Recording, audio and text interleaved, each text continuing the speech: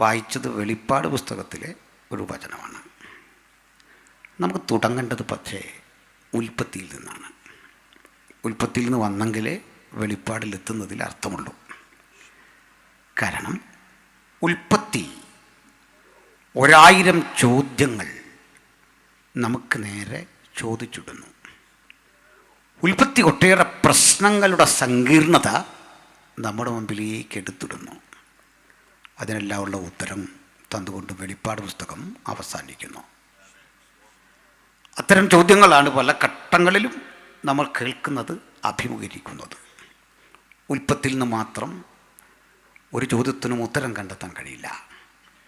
ബൈബിളിനെ അതിൻ്റെ സമഗ്രതയിലെടുക്കണം. സകല സംശയങ്ങൾക്കും തിരുവെഴുത്തിൽ ഉത്തരവുണ്ട്. ഉത്തരവില്ലാത്ത ഒരു കാര്യമില്ല. ഒരു എക്സാമ്പിൾ, ആദിയിൽ ദൈവം ആകാശവും ഭൂമിയും സൃഷ്ടിച്ചു എന്ന് പറയാൻ വരട്ടെ, അതിലൊരു തെറ്റുണ്ട്. സ്വർഗങ്ങളും ഭൂമിയും സൃഷ്ടിച്ചു, അതാണ് ശരി പരിഭാഷ. In the beginning God created heavens and earth. ഇങ്ങനെയാണ്. ആദരണീയനായ പാസ്റ്റർ കെ എബ്രഹാം ഇതേപ്പറ്റി ഏറെ പഠനം നടത്തിയിട്ടുള്ള ഒരാളാണ്. അദ്ദേഹത്തിൻ്റെ 7 പറുദീസ എന്നൊരു ചെറിയ പുസ്തകം, അതിൽ വളരെ മനോഹരമായി ഇത് വിശദീകരിക്കുന്നുണ്ട്. ഹെവൻസ്, അതാണ് അർത്ഥം. ശരിയായി പറഞ്ഞാൽ ആകാശമല്ല ശരി, ആദിയിൽ ദൈവം സ്വർഗങ്ങളെയും ഭൂമിയെയും സൃഷ്ടിച്ചു. മൂലഭാഷയിലെ പ്രയോഗം ബെർഷിത് ബാറ അലോഹി യത് ഹാ ഷമൈ വേഹ ഇററ്റ്സ്. അതിൽ ദൈവം സ്വർഗങ്ങളെയും എന്നതുപോലെ നിലത്തെയും ഉളവാക്കി. ഇതാണ് ശരി പരിഭാഷ. പിന്നെ വെളിച്ചമുണ്ടാകട്ടെ, ദൈവം ഇവയൊക്കെ സൃഷ്ടിച്ചിട്ട് 2-3 ദിവസം കഴിഞ്ഞ് സൂര്യനെയും ചന്ദ്രനെയൊക്കെ സൃഷ്ടിക്കുമ്പോൾ ഒരു ചോദ്യം, സൂര്യനില്ലാതെ ചന്ദ്രനില്ലാതെ എങ്ങനെയാണ് സുഹൃത്തെ ഒരു ദിവസം ഉണ്ടാവുക? ഇത് രണ്ടും ഇല്ലാതെ എങ്ങനെയാണ് ആദ്യത്തെ 2 ദിവസം ഉണ്ടാവുക? 100 ചോദ്യങ്ങൾ കേട്ട് പിന്തിരിഞ്ഞോടണ്ട. ഉത്തരം വെളിപ്പാട് പുസ്തകത്തിലാണ്. ഹല്ലേലൂയ.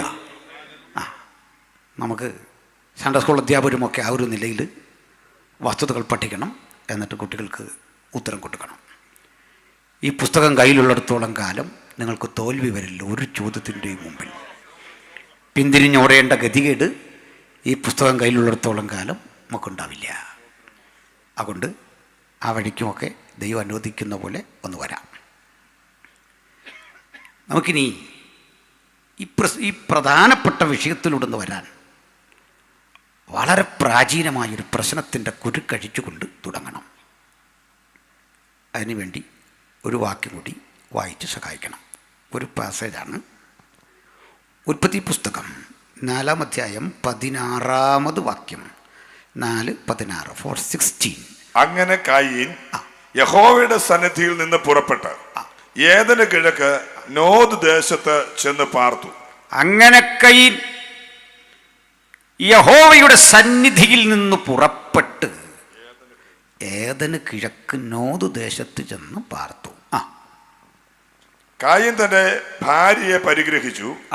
അവൾ ഗർഭം ധരിച്ചു ഹാനോക്കിനെ പ്രസവിച്ചു. അവൻ ഒരു പട്ടണം പണിതു, ഹാനോക്ക് എന്ന് തന്റെ മകന്റെ പേരിട്ടു. നിൽക്ക്, ഇവിടുന്ന് വരാവുന്നൊരു ചോദ്യമാണ്, ഈ കയീൻ്റെ ഭാര്യ ആരാ എന്നൊരു ചോദ്യം. അതിനൊക്കെ ഉത്തരം പണ്ടേ നമ്മൾ പറഞ്ഞു കഴിഞ്ഞതാണ്. പക്ഷെ ചിലർ ശ്രദ്ധിക്കാത്ത അതിലും വലിയൊരു ചോദ്യം അവിടെ കിടക്കുന്നു. നമ്മുടെ അറിവനുസരിച്ച് ആദം, ഹൗവ, കയീൻ ഭാര്യ, ഇപ്പോൾ ഒരു മകൻ, കൂടാതെ ശേത്തിനെ കൂടെ കൂട്ടിക്കോ, എല്ലാം കൂടെ കൂട്ടിയൊരു 6-7 പേര്. അടുത്ത വചനം പറയുക, കയീൻ ഒരു പട്ടണം പണിതു. 7 പേര് കൂടിയിട്ട് ഒരു പട്ടണം പണിയോ? 7 പേർക്ക് വേണ്ടി ഒരു പട്ടണം ഉണ്ടാവോ? എന്താ ഈ പട്ടണം? തിരക്കേറിയ വീഥി, മോട്ടോർ വാഹനങ്ങളല്ലെങ്കിലും അന്നത്തെ വാഹനം, കടകമ്പോളങ്ങൾ, ഇതൊക്കെ ഉള്ളത് ഒരു പട്ടണം. 7 പേർക്കൊരു പട്ടണമോ? ഈ ചോദ്യം പലരും ചോദിച്ചിട്ടില്ല. മിക്കവാറും ആളുകൾ കയീൻ്റെ ഭാര്യയെക്കുറിച്ചുള്ള ഒരാകുലതയിലാണ്. ഒരു കാര്യം ഉറപ്പാ, കയ്യിൻ്റെ ഭാര്യ ഉണ്ടായിരുന്നു. നമ്മളത്രയും അറിഞ്ഞാൽ മതി. വല്ലവൻ്റെ കാര്യം അതിൽ കൊള്ളുമെന്ന് അറിയേണ്ട ആവശ്യം നമുക്കില്ല എന്നെ സംബന്ധിച്ചോളം. അതുകൊണ്ട് ഉത്തരവില്ലാഞ്ഞിട്ടല്ല, അതിൽ ഉത്തരവുണ്ടല്ലോ, നിങ്ങൾക്കറിയാം. അടുത്തത്, ഈ 7 പേർക്ക് വേണ്ടി പട്ടണമുണ്ടെന്ന് പറഞ്ഞാൽ ഇതിൻ്റെ അർത്ഥം നമുക്കറിയാവുന്ന 7 പേരുടെ പേര് ഇതിലുള്ളൂ. ആദം 930 സംവത്സരം ജീവിച്ചിരുന്നു, പുത്രന്മാരെയും പുത്രിമാരെയും ജനിപ്പിച്ചു. മക്കളൊക്കെ ഇഷ്ടം പോലെ ഉണ്ട്, അവരുടെ മക്കളൊക്കെ ഉണ്ട്, വലിയ ജനാവലി. ഈ കാലത്തിനിടയ്ക്ക് കയീൻ ഹാബീലിനെ വധിക്കുന്നു. വധിക്കപ്പെട്ട ഹാബേലിൻ്റെ സ്ഥാനത്ത് പകരം ദൈവം ഒരു മകനെ കൊടുക്കുന്നു, ശേത്ത്. ഇനി അപ്പുറത്തത്, കയീൻ യഹോവയുടെ സന്നിധിയിൽ നിന്ന് പോയി. അവനും ഒരു തലമുറയുണ്ടാകുന്നു.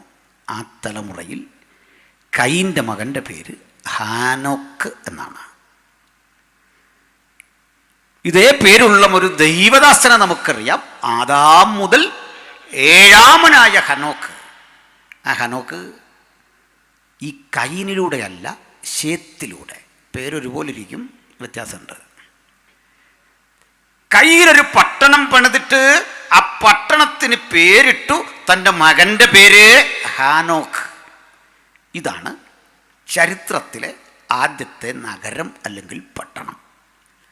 മനുഷ്യൻ സംസ്കാരം, നാഗരികത, സിവിലൈസേഷൻ എന്നൊക്കെ പറയുന്ന സംഭവ വികാസങ്ങളുടെ തുടക്കം കയീൻ്റെ വഴിയിൽ നിന്നാണ്.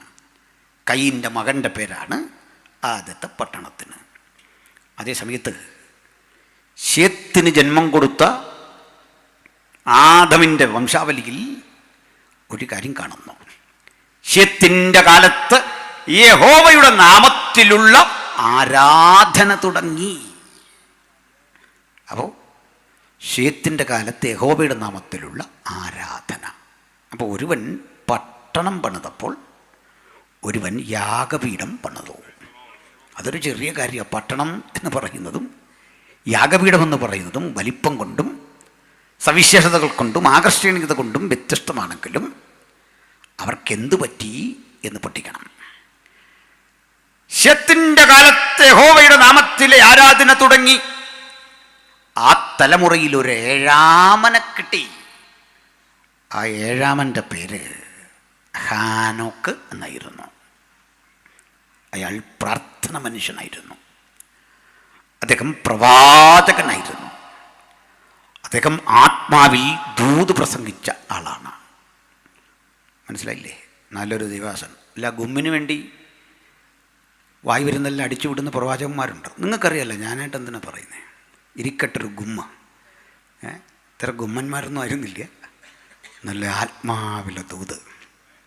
സ്തോത്രം. ഹാനോക്കിന് കുടുംബമൊക്കെ ഉണ്ടായിരുന്നു.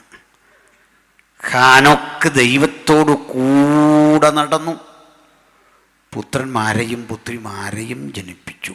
തലമുറയുണ്ടായിരുന്നു. അപ്പോൾ ഭാര്യ കൂടെയുള്ളത്, മക്കളുള്ളത്, പ്രജനനം നടക്കുന്നത്, അവരെ പോറ്റിപ്പുലർത്തുന്നത് ശുശ്രൂഷയ്ക്ക് തടസ്സമല്ലെന്ന് മാത്രമല്ല, അതൊരു പിൻബലമാണ്. ഹാനോക്ക് ദൈവത്തോടു കൂടെ നടന്നു. ദൈവം അവനെ എടുത്തുകൊണ്ടതിനാൽ മരണം കാണാതെ എടുക്കപ്പെട്ടവനെ കാണാതെയായി. വാസ്തവത്തിൽ ഇദ്ദേഹത്തെ പറ്റി ഒരല്പം കൂടെ ഇൻഫർമേഷൻ നമുക്ക് ബൈബിളിൽ തരേണ്ടതാണ്. അല്ലയോ ഉൽപ്പത്തിയുടെ ഗ്രന്ഥകാരനായ മോശ, ഞങ്ങൾക്ക് ഈ ഹാനോക്കിനെ പറ്റി ഒന്ന് അറിയണം. മരണം കാണാതെ എടുക്കപ്പെട്ട ഈ മനുഷ്യരിൽ വ്യാപരിച്ച ദൈവകൃപ എത്ര വലുതാ! അദ്ദേഹത്തെ ഒരു പ്രവാചകനാക്കി നിലനിർത്തുന്നതിൽ ഭാര്യയും മക്കളുമൊക്കെ വഹിച്ച പങ്കെത്ര വലുതാ! ഞങ്ങളുടെ മുമ്പിൽ അദ്ദേഹത്തെ പറ്റി കാര്യമായ ചരിത്രമില്ല. പിന്നെ കിട്ടുന്നൊരു പാസേജ് പുതിയ നിയമത്തിൽ യൂദാ പറയുന്നതാണ്. ആദാം മുതൽ 7ാമനായ ഹാനോക്ക് ഇവരെക്കുറിച്ച് പ്രവചിച്ചു. ഇവർ നടത്തിയ ഭക്തിവിരുദ്ധമായ ആധാർമിക പ്രവൃത്തികൾ നിമിത്തം ഇവരെ ന്യായം വിധിപ്പാൻ കർത്താവ് 1000 വിശുദ്ധന്മാരുമായി വന്നിരിക്കുന്നു. ഈ ഒരു പ്രവചനം ഒഴിച്ചാൽ ഹാനോക്ക് എന്ത് ചെയ്തുവെന്നും ഒരു പിടിയും കിട്ടുന്നില്ല.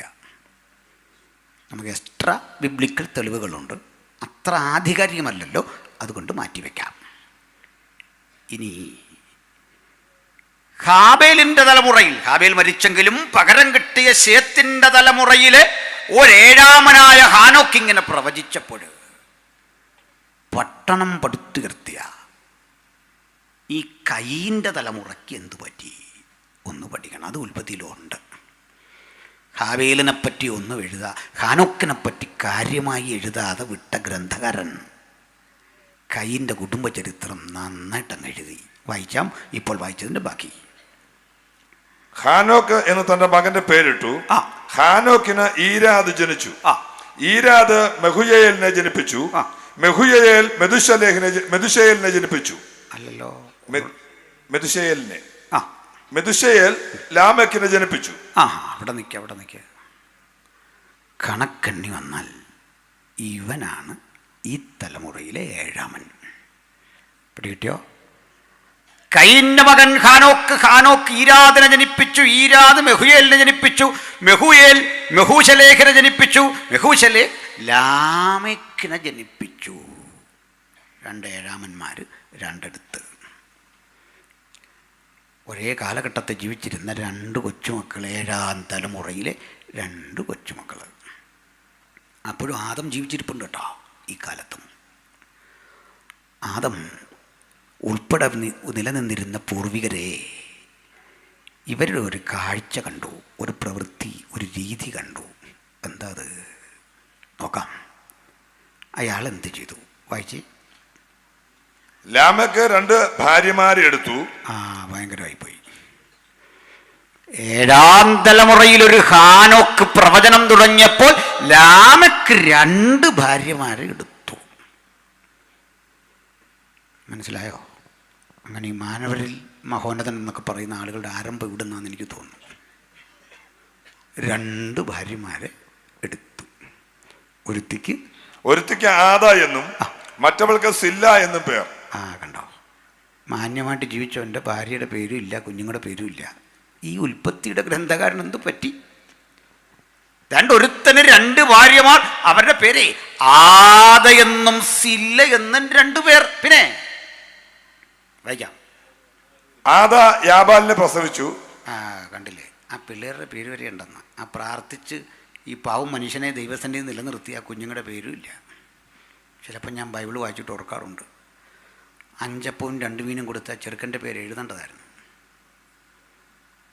നയമാൻ്റെ അടുത്ത് ചെന്ന്, ഇവിടെ ഇങ്ങനെ പ്രശ്നമുണ്ട്, നയമാനെ അടുത്ത് ചെന്നിട്ടൊരു പ്രവാചകനുണ്ടെന്ന് പരിചയപ്പെടുത്തിയ ആ ഹോം നേഴ്സിൻ്റെ പേര് എഴുതേണ്ടതാണ്. എഴുതിയില്ല. പക്ഷേ ഈ പിള്ളേരുടെ പേരെല്ലാം എഴുതി വെച്ചിരിക്കുക. ഭയങ്കരമായിപ്പോലെ, ഓർത്തിട്ട് തന്നെ ഒരു വിഷമം പോലെ. കുറ്റം പറയല്ല, ഒരു കാരണമുണ്ട്. ഇവിടെ ഒരു പയ്യൻ്റെ പേര് യാബാൽ. അവൻ്റെ ജോലി പറഞ്ഞേ, വായിക്കാം. ആദാ യാബാലിനെ പ്രസവിച്ചു. അവൻ കൂടാരവാസികൾക്കും പശുപാലകന്മാർക്കും പിതാവായി തീർന്നു. അപ്പൊ ആനിമൽ ഹസ്ബൻഡറി, ലൈഫ് സ്റ്റോക്ക് കൃഷി. അപ്പൊ കൂടാരവാസികൾക്കും മൃഗങ്ങളെ ഇണക്കി വളർത്തുന്ന പ്രക്രിയയ്ക്കും ഉൾപ്പെടെയുള്ള കാർഷിക രംഗത്തേക്ക് അവൻ തിരിഞ്ഞു. എന്ത് മനസ്സിലായി? ഒരു തലമുറയിൽ യാഗപീഠം, ആ തലമുറയിൽ ദൈവത്തോടു കൂടെ നടക്കുന്നവൻ, ആ തലമുറയിൽ നോഹ എന്ന നീതിപ്രസംഗി, ആ തലമുറയിൽ അബ്രഹാം എന്ന വിശ്വാസപിതാവ്, ആ തലമുറയിൽ ദേവാലയം പണി കഴിപ്പിക്കാൻ ദൈവത്താൽ നിയോഗിതനായ ദാവീദ്, അത് യാഥാർത്ഥ്യമാക്കുന്ന ശലോമോൻ, ആ തലമുറയിൽ നമ്മുടെ കർത്താവായി യേശു ക്രിസ്തു. ഇപ്പുറത്തൊരു തലമുറ പട്ടണം പണിതു. പട്ടണം പണിതവൻ്റെ കൊച്ചുമക്കൾ ലോകത്താദ്യം ബഹുഭാര്യത്വം അഥവാ പോളിഗമി ആരംഭിച്ചു. ആ പോളിഗമിയിൽ ഉരുത്തിരിഞ്ഞ മക്കളിൽ ഒരുത്തൻ മോശമല്ല. അവനാണ് കൂടാരവാസികൾക്കും പശുപാലകന്മാർക്കും പിതാവായി. അവന്റെ സഹോദരന് യൂബാൽ എന്ന് പേർ. അവന്റെ പണി നോക്കി പാട്ടുകാർ ശ്രദ്ധിച്ചു. ഇവൻ കിന്നരവും വേണുവും പ്രയോഗിക്കുന്ന എല്ലാവർക്കും പിതാവായി തീർന്നു. The first artist in the world. ലോകത്തിലെ ആദ്യത്തെ കലാകാരന്മാർ ഇവരായിരുന്നു. കിന്നരം വായിക്കുന്നവർക്ക് പിതാവായി, സുഷിരവാദ്യം പ്രയോഗിക്കുന്നവർക്ക് പിതാവായി. ഇവിടുന്ന് ആരംഭിച്ചു കല, സംഗീതം. മനസ്സിലാകുന്നോ? ബാബുശാൻ ആത്മാർത്ഥമായിട്ട് ശ്രദ്ധിക്കുന്നു. നമ്മൾ ഇത്തിരി കാര്യം പറഞ്ഞിട്ടുണ്ട് കല വന്നൊക്കെ അല്ലേ. സ്തോത്രം. കലയും സംഗീതവും ഒക്കെ പിറവി കൊണ്ട വീടാണത്. നാഗരികത തുടങ്ങിയ കുടുംബം അത്. അഭിവൃദ്ധിയുടെ മണ്ഡലത്തിലേക്ക് മനുഷ്യരാശിക്ക് ഉയരാൻ വേണ്ട കാർഷിക വൃത്തിയും മൃഗസംരക്ഷണവും ഒക്കെ തുടങ്ങിയ കുടുംബം. ഇനി ഒന്നുകൂടി വായിച്ചേ. സില്ല തൂബൽകൈയിനെ പ്രസവിച്ചു. അവൻ ചെമ്പുകൊണ്ടും ഇരുമ്പുകൊണ്ടുമുള്ള ആയുധങ്ങളെ തീർക്കുന്നവനായി തീർന്നു. അല്ല, ഒന്നാം തരം ആയുധം, സൂപ്പർ പാര മുതലായ സകല ആയുധങ്ങളും തീർക്കുന്നവർക്ക് പിതാവ്. വടിവാളും അങ്ങനെ സകല ആയുധവും. ഒരു വീട്ടിലൊരു അപ്പൻ്റെ 3 മക്കളാ. ഒരുത്തൻ ഭയങ്കര കൃഷി, കന്നുകാലിയെ ഇണക്കി വളർത്തുക. അടുത്ത റൂമിലേക്ക് എന്നാൽ ഇങ്ങനെ സുഷിരവാദ്യം വായിക്കുക, കിന്നരം മിട്ടുക. അടുത്ത സ്ഥലത്തേക്ക് എന്നാൽ ആയോധന കലയാണ്. സിംഹവടിവിൽ നിവർന്ന്, സിംഹത്തഞ്ചം പിടിച്ച്, ഗജവടിവിൽ അമർന്ന്, ഇങ്ങനെയുള്ള ഒത്തിരി അഭ്യാസത്തിൻ്റെ കലകളും ശീലങ്ങളും കൊണ്ട് അപ്പുറത്ത്. എന്തൊരു വീടാന്നോർത്തേ. ഇനിയാണ് ഞെട്ടിപ്പിക്കുന്ന അടുത്തൊരു യാഥാർത്ഥ്യം. വായിച്ചേ. തൂബൽകൈയിന്റെ പെങ്ങൾ നയമ ലാമെക്ക് തന്റെ ഭാര്യമാരോട് പറഞ്ഞത്. ആ പെൺകുട്ടിയുടെ ജോലി ഒന്നും അവിടെ പറയുന്നില്ല, വിട്ടേക്ക്. അടുത്തത്. ആദയും സില്ലയുമായുള്ളവരെ നിൽക്ക. ഈ മനുഷ്യൻ്റെ ഒരു ദിവസം ഭാര്യമാരെ അടുത്ത് വിളിച്ചു. ഒരു പാട്ട്. അത് പാട്ടാണെന്നറിയുന്നത് ബൈബിളിൽ അതിൻ്റെ രീതികൾ പാട്ട് പോലെയാണ്, ആലപിച്ചാലും പാട്ട് പോലെയാണ്. ഹീബ്രുവിൽ കറക്റ്റ് അത് പാട്ട് തന്നെയാണ്. അപ്പോൾ ഭാര്യമാരെ വിളിച്ചു പാടുന്ന പാട്ടാണ് ലോകത്തിലെ ആദ്യത്തെ കവിത, ആദ്യത്തെ പാട്ട്, ഫസ്റ്റ് പോയട്രി. ഈ വീടിനെപ്പറ്റി ആലോചിച്ച് നോക്കിക്കേ. എന്തൊക്കെയുണ്ട്? പട്ടണം തുടങ്ങി, കല ആരംഭിച്ചു, കാർഷിക വൃത്തി തുടങ്ങി, പിന്നെ സംഗീതം ആരംഭിച്ചു, ആയുധം രാഗിമിനുക്കി അവരനെ ആക്രമിക്കുന്ന പ്രതിരോധം തീർത്തു. ഇപ്പോഴിതാ സംഗീതം. മനോഹര കവിത. കവിതയിലെ വരികളിലൂടെ പോകാം, വായിക്കാം. ആദയും സില്ലയുമായുള്ളവരെ എന്റെ വാക്ക് കേൾപ്പീൻ. ആദയും സില്ലയുമായുള്ളവരെ എന്റെ വാക്ക് കേൾപ്പീൻ. ലാമെക്കിൻ ഭാര്യമാരെ എന്റെ വചനത്തിന് ചെവി തരുവീൻ.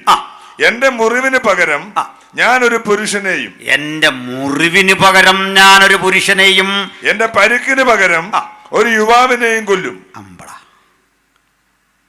എന്താ ഈ പാട്ടിൻ്റെ അർത്ഥം? എന്തിനാണാവോ ബൈബിളിൽ എഴുതി വെച്ച് ഇവൻ ആരാൻ്റെ കൊല്ലുമെന്ന്? ഇത് വേണമായിരുന്നു. ഇത് വായിച്ചിട്ട് വല്ല ചൈതന്യം ഉണ്ടോ, വല്ല ആനന്ദമുണ്ടോ? ഒരു അധ്യായം മുഴുവൻ ഇവൻ്റെ കൊല, അവൻ്റെ വീട്, അവൻ്റെ പട്ടണം, അവൻ്റെ ഭാര്യ. അവസാനം പറയുകയും പറഞ്ഞു നിർത്തുക, കൊല്ലും. ബൈബിളിൽ രേഖപ്പെടുത്തിയ ആദ്യത്തെ കവിതയിലുണ്ടൊരു കൊലയുടെ മണം, ഒരു രക്തഗന്ധം. ഇതെവിടുന്ന് വന്നെന്നറിയണ്ടേ? ഇവനെ തുടങ്ങിയല്ല, വല്യപ്പൻ കൊന്നു തുടങ്ങി. 6ാം തലമുറയുടെ കയ്യിലേക്ക് വരുമ്പോൾ അതിന് വീര്യം കൂടിയിട്ട് പറയുക, ഇനിയും കൊല്ലും.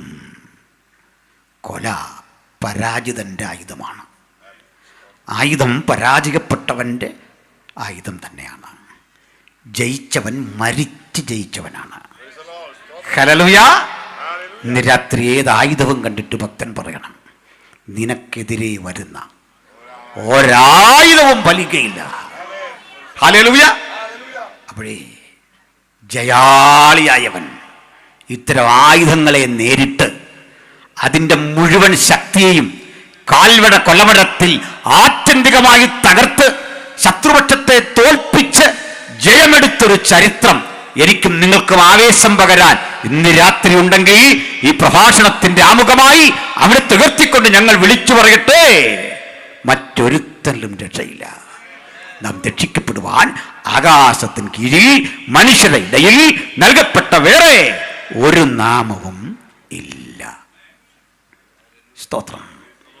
അതുകൊണ്ട് ഇവൻ പാടി നിർത്തുക. കയ്യിന് വേണ്ടി 7 ഇരട്ടി പകരം ചെയ്യുമെങ്കിൽ, കയ്യിന് വേണ്ടി 7 ഇരട്ടിയാണ് പ്രതികാരമെങ്കിൽ, ലാമെക്കിന് വേണ്ടി 77 ഇരട്ടി പകരം ചെയ്യും. എന്തൊരു മനുഷ്യനാ! എത്ര ബൈബിൾ പഠിച്ചാലും, എവിടെ പെൻഡറ്റുക്ക് പഠിച്ചാലും, ഏത് വ്യാഖ്യാനം എടുത്താലും ഇതിന് ഉത്തരം കിട്ടത്തില്ല. ഈ വ്യാഖ്യാതാക്കൾക്കൊരു പ്രത്യേകതയുണ്ട്. രക്ഷ നഷ്ടപ്പെടുമോ ഇല്ലയോ എന്നൊക്കെ ചോദിച്ചെഴുതിയ നല്ല പുസ്തകമുണ്ട്. അന്യഭാഷ നിന്ന് പോയോ എന്നൊക്കെ ചോദിച്ചെഴുതുന്നുണ്ട്. ഉത്തരം കിട്ടാതെ വിഷമിക്കുമ്പോൾ ഒരു കാച്ച വിസ്താരഭയത്താൽ വിട്ടുകളയുന്നു. വിസ്താരഭയമൊന്നും അല്ലത്, അത് ഭയമാണ്, ശരിക്കുമുള്ള ഭയമാന്നേ. എന്നിട്ട് വിസ്തരിച്ച് കണ്ട് ഭയം വരുമോ? 1400 പേജ് എഴുതി വേറെ കാര്യമില്ല എഴുതിയിട്ടേ കാര്യത്തോടെടുക്കും പറയാം വിസ്താരഭയത്താൽ അത് കൈവച്ചാൽ മതി. ചില ആൾ പറയില്ല എൻ്റെ സാക്ഷി ഇന്നും നാളെ എന്നും പറഞ്ഞാൽ തീരുകയില്ല. ഇവനെ കൊണ്ട് ഇവിടെ അങ്ങ് നിർത്തണം, പറയണം, ഞങ്ങൾ പോകുന്നില്ല. മനസ്സിലായില്ലേ? നീ അങ്ങ് പറഞ്ഞ് തീർക്ക്. ഇത് കേട്ട് മടുത്തു. മനസ്സിലായില്ലേ? എൻ്റെ സാക്ഷി ഇന്നും നാളെ എന്നും പറഞ്ഞാൽ പിന്നെ ഇത്ര പറയാൻ വയ്യാത്ത കാര്യം എന്തിനാണ് ഈ പറയുന്നത്? എൻ്റെ നിങ്ങളുടെ അവൻ്റെ എല്ലാം സാക്ഷി ഒന്നേ ഉള്ളത് അറിയില്ല പലർക്കും. പൗലോസിൻ്റെ സാക്ഷി, എൻ്റെ സാക്ഷി, നിങ്ങളുടെ സാക്ഷി, എല്ലാവരുടെ സാക്ഷ്യത്തിൻ്റെ വില യേശുവിൻ്റെ രക്തമാണ്. ഒറ്റ വില. പൗലോസ് അതിലവിടെ ഇങ്ങനെ ചുരുക്കി, അറിയാതെ ചെയ്യുകയാൽ എനിക്ക് കരുണ ലഭിച്ചു. ഇതാ സാക്ഷി. അപ്പോൾ വിടാം, നമുക്ക് ഇവനെ പിടിക്കണം. ബൈബിൾ മുഴുവൻ വായിക്ക്, നമുക്ക് ഇതിന് ഉത്തരം കണ്ടെത്തണം. ക്രിമിനോളജി പഠിച്ചവരൊക്കെ ഉണ്ടെങ്കിൽ ഇതാരെ കൊല്ലുമെന്ന് ഇവൻ പറഞ്ഞ് ഇവൻ കൊന്നോ ഈ കാര്യമൊക്കെ അറിയാം. വളരെ ബന്ധപ്പെട്ട് ഇവൻ്റെ ശബ്ദം, സാഹചര്യ തെളിവുകൾ ഒക്കെ വെച്ച് പഠിച്ചപ്പോൾ മനസ്സിലായി ഇവൻ ടാർഗറ്റ് ചെയ്ത് ആരെയാണെന്നറിയണ്ടേ. പറയാം, ഇവനെ അക്ഷരാർത്ഥത്തിൽ കൊലപ്പെടുത്താൻ കഴിയുന്ന മനുഷ്യരൊന്നും അവിടെ ഇല്ലെന്നേ. അവൻ കരുത്തനാ, അവൻ്റെ മകൻ കരുത്തനാ. അവൻ്റെ മകൻ്റെ പക്കൽ ആയുധമുണ്ട്. ആയുധം കയ്യിലെന്തൊരു മകൻ്റെ അപ്പനെ അങ്ങനെ വന്നൊന്നും ആക്രമിച്ചു കൊല്ലാൻ വയ്യ. അപ്പോൾ ഈ മുറിവെന്താ? ഒരക്ഷരാർത്ഥ മുറിവല്ല. ഈ മുറിപ്പെടുത്തിയവൻ ആരാന്നറിയണ്ടേ? സമകാലികനായി മറ്റൊരു മനുഷ്യൻ അവിടെ ജീവിച്ചിരിപ്പുണ്ട്. ആ മനുഷ്യൻ പറഞ്ഞു, ഇവർ അഭക്തിയോടെ ചെയ്ത ഭക്തിവിരുദ്ധമായ നിഷ്ഠൂര പ്രവൃത്തികൾ നിമിത്തം നിന്നെ ന്യായം വിധിക്കാൻ ഇതാ കർത്താവ് 1000 വിശുദ്ധന്മാരുമായി വന്നിരിക്കുന്നു. ആത്മാവിൽ കർത്തൃസാന്നിധ്യം കണ്ടറിഞ്ഞ പ്രവാചകൻ ദൂതറിയിച്ചപ്പോൾ ദൂതൽപ്പിച്ച മുറിവില് ലജ്ജിച്ച് അപമാനിതനായ ഇവൻ വിളിച്ചു പറയാ, ഞാൻ കൊല്ലും. ആരെ? ആത്മനിറവുള്ളവനെ, ദൂതുള്ളവനെ, കർത്തൃസാന്നിധ്യം കണ്ടവനെ, 1000 വിശുദ്ധന്മാരുമായി ന്യായവിധിക്ക് വരുന്ന കർത്താവിനെ ഹൃദയത്തിൽ കണ്ടവനെ നോക്കി പറയാ, നിന്നെ കൊല്ലും.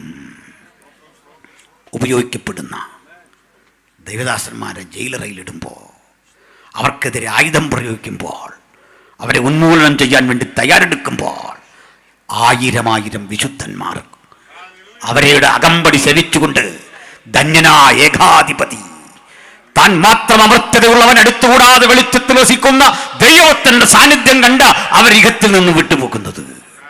ഹല്ലേലൂയ, സ്തോത്രം. ഗ്രഹാം സ്റ്റെയിൻസും തിമോത്തിയും ഫിലിപ്പും മരിച്ചു വീഴുന്ന രംഗം നമ്മൾ നേരിട്ട് കണ്ടാൽ നമുക്കും വേദന വരും. നമ്മളറിഞ്ഞതിൻ്റെ പുറത്ത് ഒരർത്ഥം അതിനുണ്ട്. ആദരനായ പി ജി വരസംഗിൾ എൻ്റെ ചെറിയ വീട്ടിൽ വന്നു. ആ വന്ന ദിവസം ജാനുവരി 22 സ്റ്റെയിൻസിനെ കൊന്ന ആ ദിവസമാണ്. അപ്രതീക്ഷിതമായി ചില കാര്യങ്ങൾ ഞങ്ങൾക്ക് സംസാരിച്ചുകൊണ്ടെന്ന് ഞാൻ പറഞ്ഞു, അങ്കിൾ, നമ്മളിന്ന് കൂടിക്കാണുമ്പോൾ ഈ ദിവസത്തിൻ്റെ പ്രത്യേകതയുണ്ട്. 25 വർഷങ്ങൾക്ക് മുമ്പ് ഒറീസയിൽ 2 പിഞ്ചോമണ്ണകളും ആ പ്രിയപ്പെട്ടനും മരിച്ചു. അദ്ദേഹം ആ ലൈവ് വീഡിയോയിലൊരു കാര്യം പറഞ്ഞു. സ്റ്റെയിൻസിനെ അതിശക്തമായ വിധത്തിൽ പിടിച്ചു കുനിച്ചു നിർത്തി കയ്യിലൊരു കഠാരയെടുത്ത് പുറത്തും അകത്തും കുത്തി വലിച്ചു. ഞാൻ പറഞ്ഞ, നോ അങ്കിൾ, ബാൻ ചെയ്യല്ലേ. അദ്ദേഹം പറഞ്ഞല്ല, കുത്തി മുറിവേൽപ്പിച്ച് അങ്ങനെ ചുടുരക്തം ഒറീസയുടെ മണ്ണിലൊഴുക്കി. അത് കണ്ടിരിക്കുക കുഞ്ഞുങ്ങൾ 2 അകത്ത്. ജീപ്പിൽ നിന്ന് പുറത്തു വരാൻ വയ്യ. എന്നിട്ടാ പെട്രോൾ ഒഴിച്ച് കത്തിക്കുന്നേ. പുറത്തേക്ക് ചാടുവാൻ വെമ്പിയ കുഞ്ഞുങ്ങളെ തൃശൂലം കൊണ്ട് കുത്തിയെടുത്ത് തിരിച്ച് തീയിലിട്ട് കത്തിക്കുമ്പോൾ ഞങ്ങളുടെ ആവേശത്തിനൊന്നും ഒരു കുറവില്ല. ഇതും കൊണ്ടൊന്നും ഞങ്ങൾ പിന്തിരിഞ്ഞോടില്ല.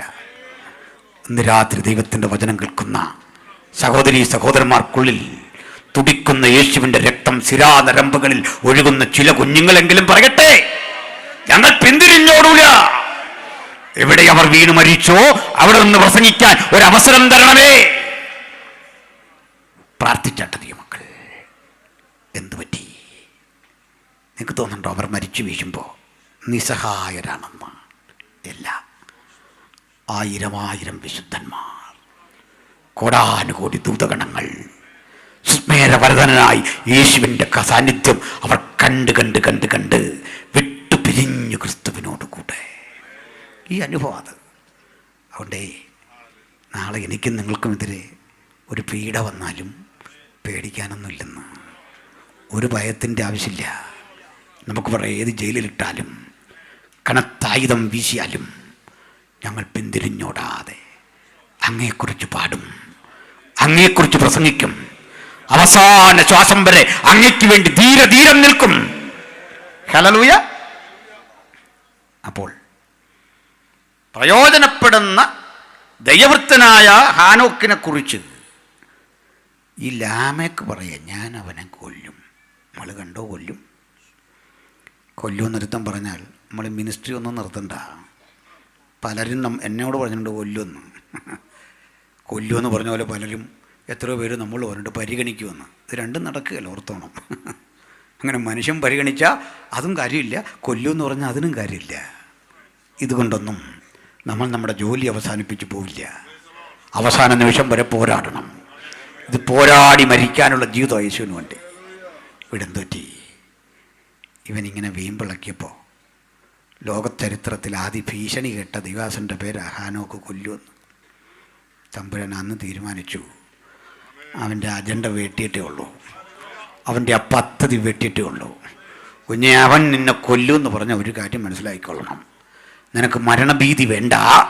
നിന്നെ മരണം കാണാതെ, മരണത്തിൻ്റെ ആ തണുത്ത കരങ്ങൾ നിന്നെ തൊടാതെ, മരണം നിന്നെ തൊടാതെ, മരണം കാണാതെ നിന്നെ എടുക്കാൻ ബലവത്തായ കരങ്ങൾക്ക് കീഴിലാണ് ഞാൻ.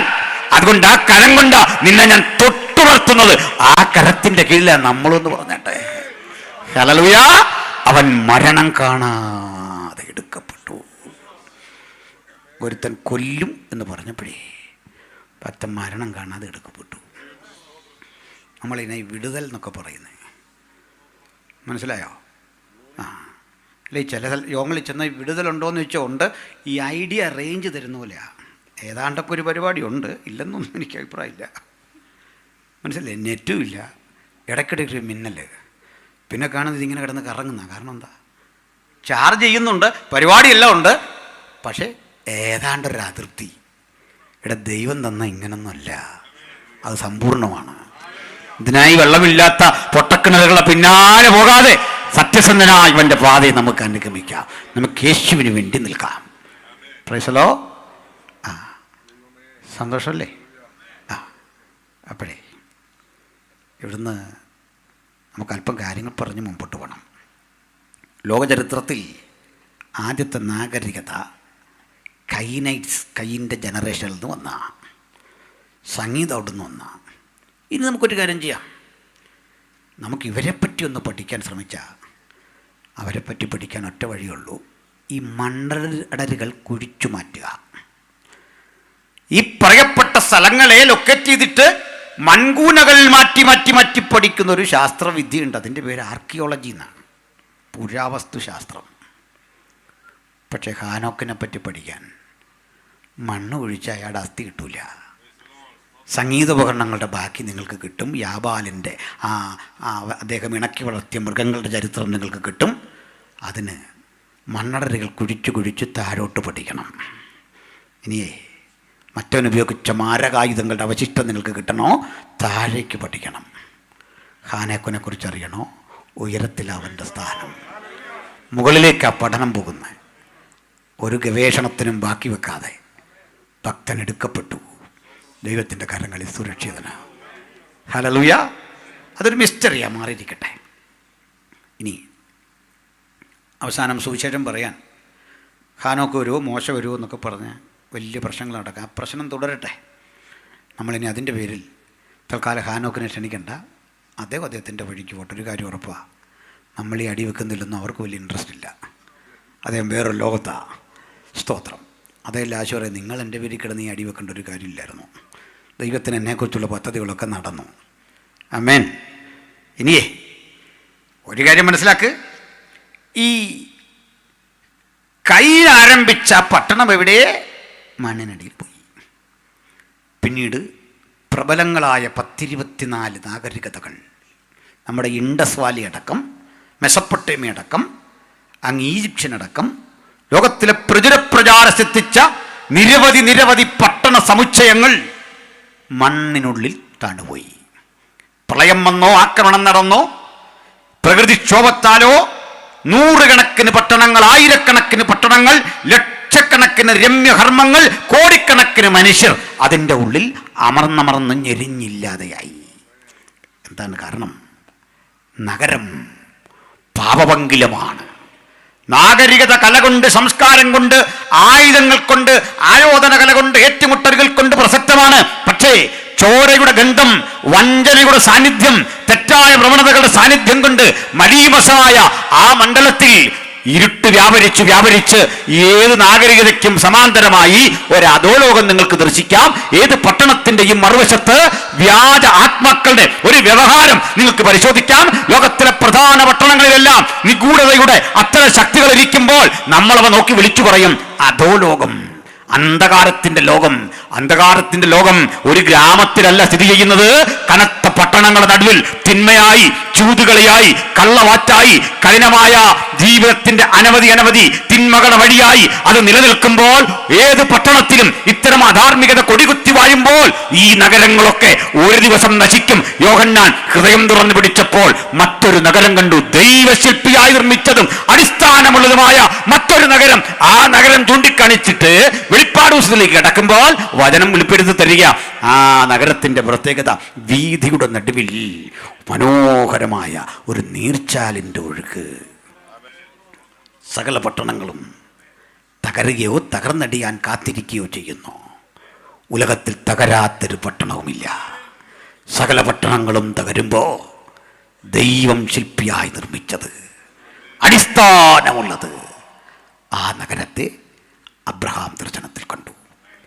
ആ നഗരത്തിൻ്റെ മനോഹാരിത ദൈവപുരുഷൻ വെളിപ്പാട് പുസ്തകം 22-ാം അധ്യായത്തിലൂടെ കൃത്യം ദർശിക്കുന്ന ഭാഗത്തേക്കാണ് നമ്മൾ വന്നത്. നമുക്ക് ഇനി വളരെ വേഗം മുമ്പോട്ട് പോകണം. ഇവിടെ കണ്ടെന്താ?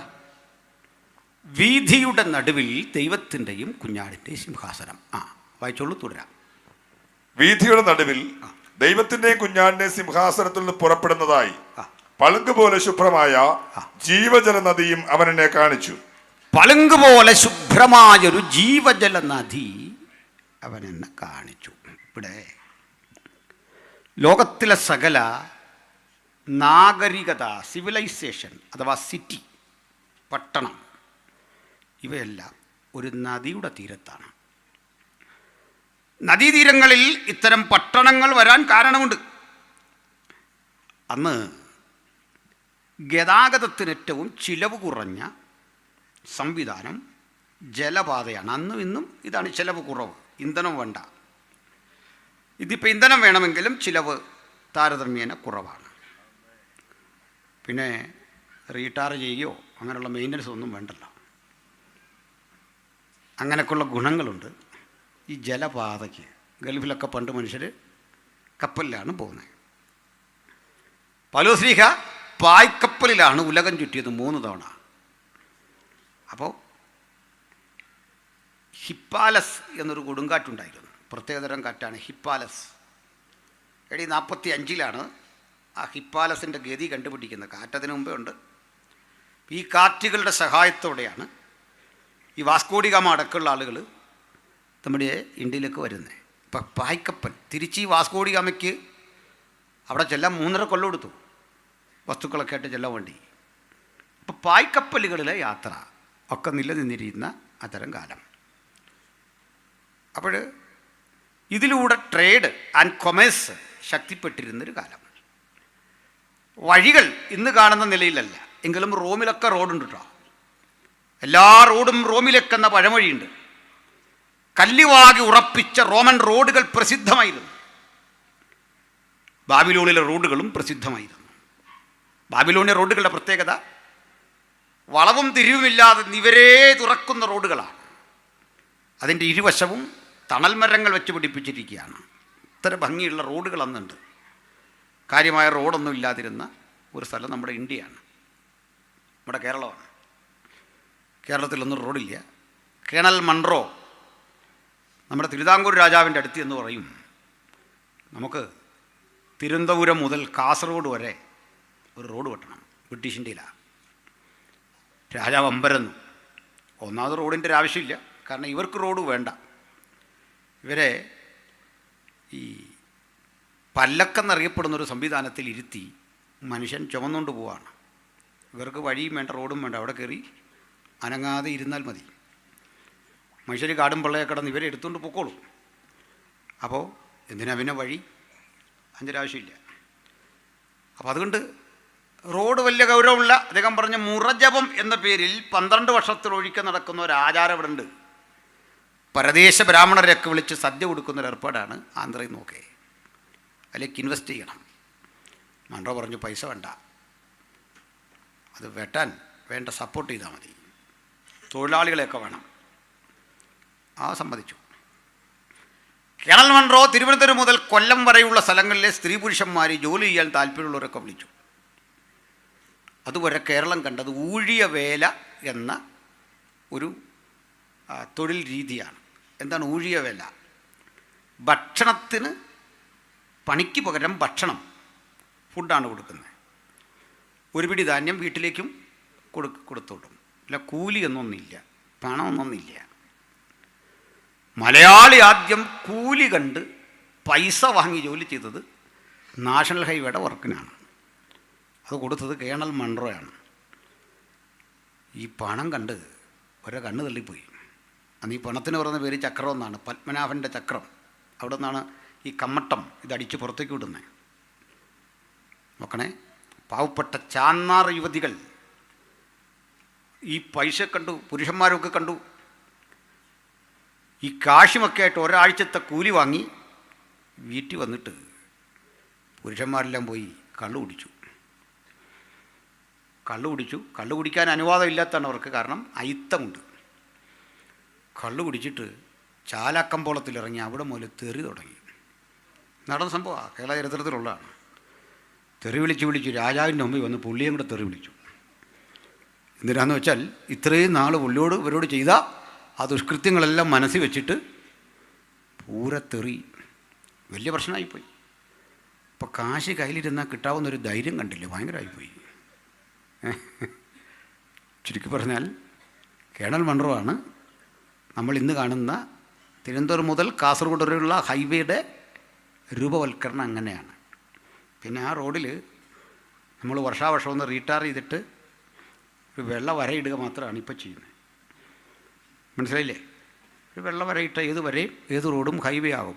ഏത് റോഡും ഹൈവേ ആക്കാൻ അല്പം കുമ്മായം മതി എന്നർത്ഥം. ഒരു പ്രശ്നമില്ല. പോട്ടെ. അപ്പോഴേ ഇത്രയും പറഞ്ഞത്, ഈ പ്രധാന നഗരങ്ങളെല്ലാം പണ്ട് നദീതീരത്താണ്. നമ്മുടെ നാട്ടിലേക്കും വന്ന ബ്രിട്ടീഷുകാർ നദീതീര നഗരങ്ങളെല്ലാം ഹൈജാക്ക് ചെയ്തു. ബ്രിട്ടീഷുകാർ മാത്രമല്ല, ഡച്ചുകാരും ഫ്രഞ്ചുകാരും ഒക്കെ ഈ കൊച്ചിയും ആലപ്പുഴയും ഒക്കെ പ്രിയപ്പെട്ട സ്ഥലങ്ങളായിരുന്നു. ഉൽപ്പന്നങ്ങൾ കൊണ്ടുപോകാൻ, വാങ്ങാൻ ഇത് വളരെ വിലപിടിപ്പുള്ള പ്രിയപ്പെട്ട സ്ഥലങ്ങളാണ്. ആ ഘട്ടത്തിൽ ഇത്തരം സ്ഥലങ്ങളിലെല്ലാം ഒരു നദി ഉണ്ടെന്ന് ഉറപ്പ്. ഇന്ത്യൻ സംസ്കാരം അതിൻ്റെ ഏറ്റവും പ്രധാനപ്പെട്ട സ്ഥാനങ്ങളിൽ പഠിച്ചാൽ, ഭാരതീയ സംസ്കാരം, ഇൻഡസ് വാലി എന്നൊക്കെ നമ്മൾ പറയുന്ന സിന്ധു നദീതട സംസ്കാരം, അത് നദീതീരത്താണ്. ഇനി ചൈനയിൽ ചെന്നാൽ ഹൊയാങ്ഹോ നദിയുടെ തീരത്താണ് അവരുടെ സംസ്കാരം രൂപപ്പെട്ടു വരുന്നത്. ഇനി ഈജിപ്തിലേക്ക് എന്നാൽ നൈൽ നദിയുടെ തടത്തിലാണ് അവരുടെ സംസ്കാരങ്ങൾ ഡെവലപ്പ് ചെയ്യപ്പെടുന്നത്. അങ്ങനെയെങ്കിൽ സ്വർഗീയ സംസ്കാരം, അവിടുത്തെ നാഗരികത ഒരു നദിയുടെ തീരത്താണ്. ആ നദിയെപ്പറ്റിയാണ് പറഞ്ഞത്.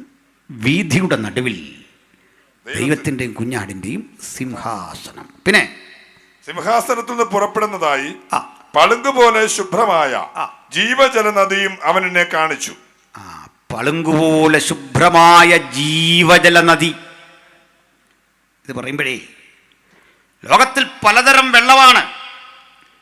വെള്ളം മനുഷ്യൻ്റെ ദാഹത്തിനും ശുദ്ധീകരണത്തിനുമുള്ളതാണ്. പക്ഷെ ഏറ്റവും വലിയ മാലിന്യവാഹിയും വെള്ളമാണ്. അതിനൊരു ബൈബിളിൽ തന്നെ തെളിവ് തരാം. മിഡിൽ ഈസ്റ്റിന് കിട്ടാവുന്ന ഒരേ ഒരു ശുദ്ധജലം ഗലീലിയക്കടലിലെ വെള്ളമാണ്. ഈ ഗലീലിയക്കടൽ ഒരു കടലല്ല, അതൊരു തടാകമാണ്. ആ തടാകത്തിലെ വെള്ളം വീണ്ടും ജാതികളുടെ ഗലീലി എന്നറിയപ്പെടുന്ന ഭൂപ്രദേശത്തു കൂടി ഒഴുകും. നമ്മുടെ ഗദരദേശം, മറ്റേ ഭ്രാന്തൻ വന്ന സ്ഥലം, ഇതുവഴി ഒഴുകി താഴേക്ക് പോകും. ഗലീലക്കടലിലെ വെള്ളമാണ് യോർദാനിലെയും വെള്ളം. കാരണം ഈ ഗലീലക്കടൽ എന്ന തടാകത്തിൽ ചൊരുക്കുട്ടി വച്ചിട്ടുള്ള ആ വെള്ളം ബഹിർഗമിച്ച് പുറത്തു പോകുന്ന ഒരു ചാലിൻ്റെ പേരാണ് യോർദാൻ. ഇവിടുന്നാണ് വളരെ വ്യത്യസ്തങ്ങളായ 153 മത്സ്യങ്ങൾ വില വീശി പത്രോസിന് കിട്ടുന്നത്. ഈ 153 വെറൈറ്റികളാണെന്നാണ് കണക്ക്. സുലഭമായ മത്സ്യസമ്പത്തുള്ള ഒരു ചെറിയ തടാകം, നല്ല വെള്ളം. ഇനി രസവഹമായൊരു കാര്യമുണ്ട്. ഈ തടാകം അന്ന് ധാരാളമായി മനുഷ്യൻ അടുത്ത കാലത്ത് കുടിച്ച് ആവശ്യകതകൾക്കെടുത്ത് വറ്റാൻ തുടങ്ങിയപ്പോഴേക്കും ഐക്യരാഷ്ട്രസഭ ഇവിടേക്ക് 3 പ്രതിനിധികളെ വിട്ടു പഠിക്കാൻ, സയൻറ്റിസ്റ്റുകളെ. ഒരാൾ ഈജിപ്തിൽ നിന്ന്, മറ്റൊരാൾ സിറിയയിൽ നിന്ന്, ഇനി ഒരാൾ ലെബനിൽ നിന്ന്. വലിയ സയൻറ്റിസ്റ്റുകളാണ്. വേറൊരു ഗവേഷണം നടത്തിയൊരു കാര്യം പറഞ്ഞു. 96 ആകുമ്പോഴേക്കും ഈ ഗലീലിയക്കടൽ വറ്റും, വെള്ളമില്ലാതെ വരും. ഇസ്രയേലിൽ ഏറ്റവും അസുലഭമായ വസ്തുവായി വെള്ളം മാറും. ഇന്നും മിഡിൽ ഈസ്റ്റിൽ പെട്രോളിനേക്കാൾ വില വെള്ളത്തിനുണ്ട്. ഇതേ വിധത്തിലാകും വെള്ളം. ആ നിരീക്ഷണം കേട്ടപാടെ അവരുണർന്നു. എന്തെന്നറിയണ്ടേ? മധ്യധരണിക്കടലിലെ വെള്ളമടിച്ച് ഹെർമോന്യ മലയുടെ മുകളിൽ കയറ്റി അവിടെ നിന്ന് ഉപ്പ് വേർതിരിച്ചെടുത്ത് ലോകത്തിലെ ഏറ്റവും ക്വാളിറ്റിയുള്ള ഉപ്പ് അതുണ്ടാക്കി. അതിൻ്റെ ലവണാംശം എടുത്തു കളഞ്ഞപ്പോൾ, മാറ്റിയപ്പോൾ വെള്ളം ശുദ്ധജലമായി. ഈ ശുദ്ധജലം ഈ നീരൊഴുക്കിലൂടെ വീണ്ടും വരും വഴിക്ക് തടയണ കെട്ടി വെള്ളം സംഭരിച്ച് വൈദ്യുതി ഉൽപ്പാദിപ്പിച്ചു. ആ വെള്ളം വീണ്ടും പുറപ്പെട്ടു വന്നു. അതിനെ ഗലീലിയക്കടലിൽ കൊണ്ടിറക്കി. ഗലീലിയക്കടൽ വീണ്ടും ഉയരാൻ തുടങ്ങി. 96 ഗലീലിയക്കടൽ വറ്റുമെന്ന് നിരീക്ഷിച്ചവരെ അത്ഭുതപ്പെടുത്തിക്കൊണ്ട് 93 കടൽ ജലം ഉയർന്നു. ഏതൊക്കെ രാജ്യങ്ങളിൽ നിന്ന് പ്രതിനിധികൾ വന്ന് നിരീക്ഷണം നടത്തിപ്പോയോ അവിടേക്കൊക്കെ ഇന്ന് വെള്ളം കയറ്റി വെച്ച് വിറ്റ് പണം സമാഹരിക്കുന്ന ഒരു രാജ്യമായി അത് മാറി. ഈ വെള്ളത്തിന് ഒത്തിരി പ്രത്യേകതയുണ്ട്. അത് തന്നെ മറ്റൊരു പ്രസംഗ വിഷയം. ഈ വെള്ളം യോർദാനിലൂടെ ഒഴുകി അങ്ങ് താഴെ ചെല്ലുമ്പോൾ ഇത് ചെല്ലുന്ന സ്ഥലത്തിനൊരു പ്രത്യേകതയുണ്ട്. ചാവുകടൽ, ദ ഡെഡ് സീ. ഇത് ചാവുകടലിലാണ് ചെല്ലുന്നത്. ഇടയ്ക്ക് ചെറിയൊരു തടാകമൊക്കെ ഉണ്ട്. ഇതും കടന്ന് ചാവുകടലിൽ ചെല്ലും. ചാവുകടലൊരു പ്രത്യേകതയുണ്ട്. ലോകത്തിലേറ്റവും സാന്ദ്രത കൂടിയ വെള്ളമാണ്. സാന്ദ്രത കൂടിയ വെള്ളം. അതുകൊണ്ട് തന്നെ നമ്മളൊരാൾ തലമുക്കിയാൽ അവിടെ ഒന്ന് ചാടിച്ചാകാമെന്ന് വിചാരിച്ചാൽ അത്ര എളുപ്പമല്ല. കാരണം പൊങ്ങിക്കിടക്കുക വെള്ളത്തിൽ. ഇനി മലയാളിയല്ലേ, അല്പം ബലം പിടിച്ച് ഒന്ന് മുങ്ങാമെന്ന് വെച്ചാൽ പിന്നെ പൊങ്ങാനും പാടാ, വലിയ പാടാ, കട്ടി അതുപോലെ. അത്തരം വെള്ളമാണ്. ഇനി ഒന്നുകൂടെ, ഈ ഗലീലിയക്കടലിലെ മത്സ്യങ്ങൾ പലഘട്ടം ഒഴുകി ജോർദാനിലൂടെ താഴെ വരും. പുതുമ തേടിപ്പോന്നാകാം. പക്ഷെ ചാവുകടലിലേക്ക് ചാടുകയും ചാവുകടലൊരടി ഈ മത്സ്യത്തിന് തിര ഒറ്റയടിക്ക് ഇവൻ പുറത്തിടും. 2 ചാട്ടം ചാടും. നമ്മളോർക്കും വിടുതലിൻ്റെ വലിയ ആരാധന കഥ ഈ ചാട്ടമൊന്നും. ഈ പുതുമ തേടി ചിലരിങ്ങനെ ഒരു പോക്ക് പോയി അവസാനം ചാവുകളിലൊരടി, കരയ്ക്ക് 2 ചാട്ടം, കാക്ക പോലും വരില്ല ഇവനെ ഭക്ഷിക്കാൻ, ഉറുമ്പ് വരില്ല ഭക്ഷിക്കാൻ. അത് ജീർണിക്കാൻ കാലമെടുക്കും. കാരണം ചാവുകടൽ ജീവനുള്ള ഒന്നിനെയും വേണ്ട.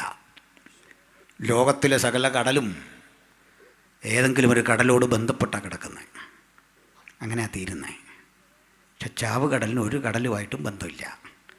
അതിൻ്റെ കാരണം യഥാർത്ഥ കടൽ നിരപ്പിൽ നിന്ന് 1000 അടി താഴെ സങ്കല്പിക്കോ നിങ്ങൾ ഇടുക്കിക്കാരെ, ഏതാണ്ട് 600 അടി ഉയരത്തിലാണെങ്കിൽ കടലിൽ നിന്ന് ചാവുകടൽ 1000 അടി താഴെ യഥാർത്ഥ കടലിൽ നിന്ന് വെള്ളം ചേരില്ല.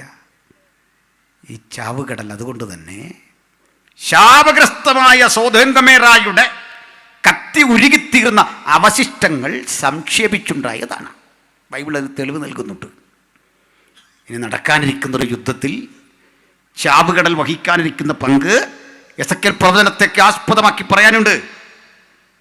പക്ഷെ എന്നിട്ടും ഇവിടേക്ക് കൊണ്ട് മത്സ്യങ്ങളെ തട്ടി നല്ല വെള്ളം, ഗലീലിയായിലെ നല്ല വെള്ളം കൊണ്ട്, മത്സ്യസമ്പത്ത് കൊണ്ട് ഇങ്ങനെ ചാവുകടലിൽ തട്ടി തീർക്കുന്ന കുറ്റം ചുമത്തി ഈ യോർദാൻ എന്നിട്ട പേരാണ് യോർദാൻ. എന്നുവെച്ചാൽ മരണമെന്ന്, കൊലയ്ക്ക് കൂട്ട് നിൽക്കുന്ന പണിയാണ് യോർദാൻ കൊണ്ട് നല്ല വെള്ളത്തെ ഇങ്ങനെ തീർക്കുക. പക്ഷെ പ്രവാചകൻ ഒരു ദിവസം പറയുക, അതിൻ്റെ തീരത്തെ ഏൻ ഗതി മുതൽ ഏൻ എഗ്ലയും വരെ ഒരു ദിവസം മീൻപിടുത്തമുണ്ടാവും. പെരുത്ത മീൻകുട്ടമായിരിക്കും വന്നു. ഏതാ ഒരു തവള പോലും വാൽമാക്രി പോലും വളരാത്ത കടൽ നോക്കി പ്രവചിക്കാൻ ധൈര്യം ഭക്തന് മാത്രമേ ഉള്ളൂ. എന്നാൽ ഇന്നൊന്നുമല്ല. ഒരു ജലധാര ഒഴുകി ഒരു മാലികത്തിൻ്റെ ഉമ്മറപ്പടിയിൽ നിന്നൊരൊഴുക്കാണ്. 1000 മുഴം അവൻ അളന്നു. ആ വെള്ളമൊഴുകിയ സംഭവങ്ങൾ കേട്ടിട്ടില്ലേ? ഒടുക്കം ഒഴുകി ചാവുകടലിനെയും ശുദ്ധീകരിച്ച് പഥ്യമാക്കി തീർക്കുന്ന, മനോഹരമാക്കുന്ന 1000 ആണ്ട് വാഴ്ചയിലെ ഈ ഭൂമിയുടെ പുനർനിർമ്മിതി സങ്കല്പമാണ് മുൻകൂട്ടി തിരുവെടുത്തെഴുതിയിരിക്കുന്നത്. ഏൻഗതിയും ഏനഗ്ലയും ചാവുകടലിൻ്റെ 2 തീരങ്ങളാണ്. ഈ 2 തീരത്ത് മീൻപിടിക്കാർ വല വീശും. മത്സ്യമിന്ന് വളരാത്ത, ഗുണപരമായൊന്നും തരാത്ത ആ സ്ഥലത്തിനും വലിയ മാറ്റമുണ്ടാകും. ആ വലിയ മാറ്റങ്ങളെ ബൈബിൾ മുൻകൂട്ടി പ്രവചിച്ചു. എന്നാൽ ഇനി വരാനിരിക്കുന്ന പുതുവാന ഭൂമിക്കൊരു പ്രശ്നമുണ്ട്. കടലേ ഇല്ല. ഞാൻ സമുദ്രത്തെ നോക്കി, അതിനെ കണ്ടില്ല. നോക്കണേ, കടൽ എവിടെ പോയൊരു പിടിയില്ല. കടലില്ലാത്ത ഒരു ലോകത്തെ പ്രവാചകൻ ദർശിച്ചു. പക്ഷെ ഒരു വിഷയം, നദി ഉണ്ട് താനും, കടലില്ല. ജീവജല നദി അവൻ എനിക്ക് കാണിച്ചു തന്നു. ആ ജീവജല നദി കാണുന്ന ഒരാൾക്ക് സ്വാഭാവികമായി തോന്നാവുന്ന ഒരു തോന്നലുണ്ട്, ഇത് ഒഴുകുന്നുണ്ടല്ലോ. ഒഴുകി എവിടെ ചേരും? കടലില്ലല്ലോ. ഒന്ന് മനസ്സിലാക്കണം, ഭൂഗുരുത്വത്തിൻ്റെ സാമാന്യ നിയമം അനുസരിച്ച് താണ നിലം തേടി നീരോട്ടമുള്ളം തേടി താഴേക്ക് പോകലല്ല ഈ നദി, സങ്കല്പങ്ങൾക്കപ്പുറത്തെ പുതിയ നദി. കാരണം അത് ജീവജല നദിയാണ്. ആ ജീവജല നദിയുടെ ഓരോ തന്മാത്രയ്ക്കുമുണ്ട് ചില ക്വാളിറ്റി. ആർക്കും വിശദീകരിക്കാനാവാത്ത സമൃദ്ധമായ അത്തരം നിരവധി ഗുണങ്ങളുടെ, മഹിമകളുടെ ഒരു വലിയ സങ്കലനമാണ് ഈ നദി. ആ നദി അശുദ്ധിയുള്ള ഒന്നിനെയും സ്വീകരിക്കില്ല. ആ നദി വിശുദ്ധന്മാർ മുഖാമുഖം കണ്ണുകൊണ്ട് കണ്ട് അതിനെ ദർശിക്കുമ്പോൾ മുഖം ഈ കണ്ണാടിയിൽ എന്ന വണ്ണം വെട്ടിത്തിളങ്ങുന്ന പളുങ്കു കടലാണ് എന്ന് കൃത്യമായി ഇവിടെ എഴുതിയിരിക്കുമ്പോൾ ഇതാ അത് വീഥിയുടെ നടുവിൽ ദൈവത്തിൻ്റെയും കുഞ്ഞാടിൻ്റെയും സിംഹാസനത്തിൻ്റെ മുമ്പിൽ നിന്നൊഴുകുന്നു. അപ്പോൾ പിന്നെ ഈ നദിക്ക് എന്തു പറ്റും? എത്ര ചിന്തിച്ചിട്ടും പെട്ടെന്ന് ഉത്തരം തരാൻ കഴിയാത്ത, പിടിതരാൻ കഴിയാത്ത ഈ നദിയെ ഏതെങ്കിലും വിധത്തിലൊന്ന് ഒഴുക്കാൻ ശ്രമിച്ചാൽ ഒരു ഉത്തരം കിട്ടും. ഈ നദി ഈ മനോഹരമായ പുതിയ യെരൂശലേമിൻ്റെ വീഥികളിൽ ഓരോ ഇടങ്ങളിലും ഒഴുകി നിർബാധം സഞ്ചരിച്ച് എവിടെ നിന്ന് നദി പുറപ്പെട്ടോ ആ സ്ഥലത്തേക്ക് ചെന്ന് ചേരുന്ന രംഗം ഒന്നോർത്താട്ടെ. അങ്ങനൊരു നദിക്കും ഒഴുകാൻ പറ്റില്ലെങ്കിൽ വിഭിന്നമായൊരു നദി, ദൈവപരിജ്ഞാനത്തിൻ്റെ സമഗ്രതയിൽ ഒരുരുളി വെള്ളത്തിനും നഷ്ടമില്ലാത്ത വിധത്തിൽ ആ നദി സദാ ഇങ്ങനെ ഒഴുകിക്കൊണ്ടിരിക്കുന്ന മനോഹാരിത, ആ മനോഹാരിതയുടെ തീരത്ത് വിളർന്ന മഹാസംസ്കാരമാണ് പുതിയ യെരൂശലേം. അതാണ് അബ്രഹാം ഹൃദയത്തിൽ ദർശനം കണ്ടത്. അത് കണ്ടതുകൊണ്ട് ആ വിളിയുടെ പിന്നാലെ അബ്രഹാം ഇറങ്ങിത്തിരിച്ചതെങ്കിൽ ഈ രാത്രി വചനം കേൾക്കുന്നവരെ നമുക്ക് ഒരു യാത്രയുണ്ട്. ആ ശബ്ദമാണ് നമ്മളെ ഇന്ന് രാത്രി വിളിക്കുന്നത്. വരിക എന്ന ആത്മാവും മണവാട്ടിയും പറയുന്നത് ഞാൻ കേട്ടു. ഈ ശബ്ദത്തിന്റെ പിന്നാലെ ഇറങ്ങിത്തിരിച്ചാർക്കും പരാജയപ്പെടാൻ ഇടവരാത്ത വിധത്തിൽ ആ ശബ്ദം സ്വാന്തനമായി, ദൈവകൃപയായി, വിടുതലായി, രോഗശാന്തിയായി, പ്രതിസന്ധികളുടെ മീതെ അത്ഭുതമായി നമ്മുടെ മതത്തിൽ വ്യാപരിക്കുന്നെങ്കിൽ, അകത്തും പുറത്തും ആ ശബ്ദം കൂടാതെ ഒരാളെങ്കിലും ഇന്ന് രാത്രി ഇരിക്കുന്നെങ്കിൽ വരിക. അവന്റെ അരികിലേക്ക് ജീവജലത്തിന്റെ ഉറവെ നമുക്ക് ദാനം ചെയ്യാൻ കഴിയുന്ന ആ ദൈവപുത്രന്റെ പാദാന്തിക നമുക്ക് അടുത്ത് വരാം. ഹല്ലേലൂയ. ഇവിടെ വീണ്ടും ചില കാഴ്ചകൾ കാണാം. വായിക്കാം, തുടരാം. നദിക്ക് ഇക്കരെയും അക്കരെയും ജീവവൃക്ഷമുണ്ട്. അത് 12 വിധം ഫലം കായ്ച്ച് മാസം തോറും അതത് ഫലം കൊടുക്കുന്നു. ഇതാകെ കുഴപ്പമായി. മാസം എങ്ങനെ കണ്ടുപിടിക്കും? കാരണം രാത്രി അവിടെ ഇല്ല.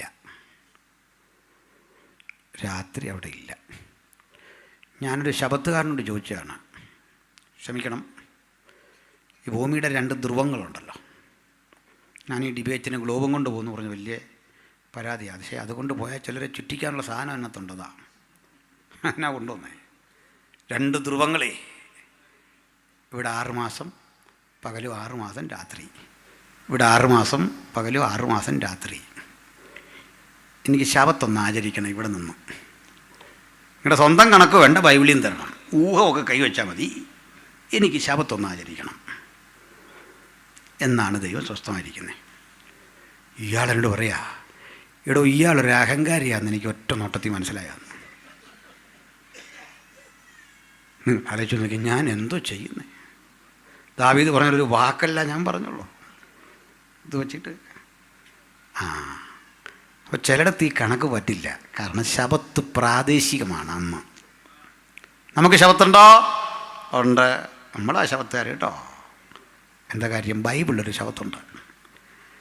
7 ദിവസങ്ങളുടെ കണക്കെടുത്താൽ 6 ദിവസങ്ങളിലും പറയും സന്ധ്യയായി ഉഷസ്സുമായി. 1-ാം ദിവസം, 2-ാം ദിവസം, 7-ാം ദിവസം സന്ധ്യയില്ല, ഉഷസ്സുമില്ല. പിടിയോ? സന്ധ്യയായി ഉഷസ്സുമായി 7-ാം ദിവസം കാണിക്കോ? ഇല്ല. അപ്പം നിങ്ങൾ ഉദ്ദേശിച്ച സംഭവമല്ലത്, സംഗതി വേറെയാ. എന്താണെന്നറിയാൻ എബ്രാലേനെക്കാണ്ട് പറഞ്ഞാൽ പറയും, ആ ദിവസമേ തമ്പാനടുത്ത് ഇങ്ങനെ പൂട്ടി വെച്ചേക്കുക തൽക്കാലം. ഒരു ദിവസം എടുക്കും. ദൈവത്തിൻ്റെ ജനത്തിന് ഒരു ശബത്തനുഭവം ശേഷിച്ചിരിക്കുന്നു. ഇത് റീപ്ലേസ് ചെയ്യുന്ന ഒരു ദിവസം വരുമെന്ന് മാറ്റി വെച്ചിരിക്കുക. അത് നമുക്ക് വേണ്ടി മാറ്റി വെച്ചിരിക്കുകയാണ് ശബത്ത്. എന്തിനാ? യഹോവയായ ദൈവം നമ്മോടുകൂടെ വസിക്കേണ്ടതിന്, നമ്മോടുകൂടെ സമയം ചെലവഴിക്കേണ്ടതിന്. ഒരു പ്രത്യേകതയുണ്ടേ, എൻഡ്ലെസ് ടൈം. ആ സമയമില്ലാത്ത സമയക്രമത്തിൽ ഇങ്ങനെ സഞ്ചരിച്ചു പോകുന്ന ഒരു നവീന കലണ്ടർ അവിടെ. മനസ്സിലായില്ലേ? ക്ഷമിക്കണം, വേദപണ്ഡിതന്മാരൊക്കെ എന്നെ തിരുത്തണം. ഞാനോട് ചോദിച്ചു, ഈ മധ്യാകാശത്തിൽ 7 വർഷം താമസിക്കുമെങ്കിൽ കലണ്ടർ ഏതാണ്? മനോരമയാണോ? പറ, ഏത് കലണ്ടറാണ്? ഉത്തരം തരികയല്ല. പിന്നെ അതിൽ ഇതൊക്കെ പറഞ്ഞിട്ട് കാര്യമില്ല. ഫേസ്ബുക്കിൽ കമൻ്റ് ഇട്ടിട്ട് കാര്യമില്ല, ആൻസർ പറയണം.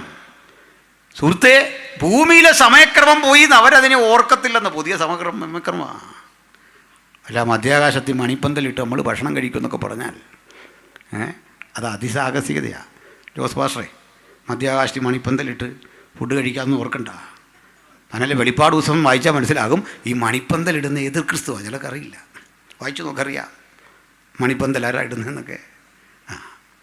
ഞാനതൊന്നും അധികം പറഞ്ഞൊരു പ്രയാസം ഉണ്ടാക്കുന്നില്ല. വചനം പഠിക്കാത്ത എത്ര പാട്ടുകൾ. ഈ പാട്ടൊക്കെ കേൾക്കുമ്പോൾ എനിക്ക് ചെയ്യാൻ തോന്നുന്ന കാര്യം, എന്താ ഇപ്പം ചെയ്യുക?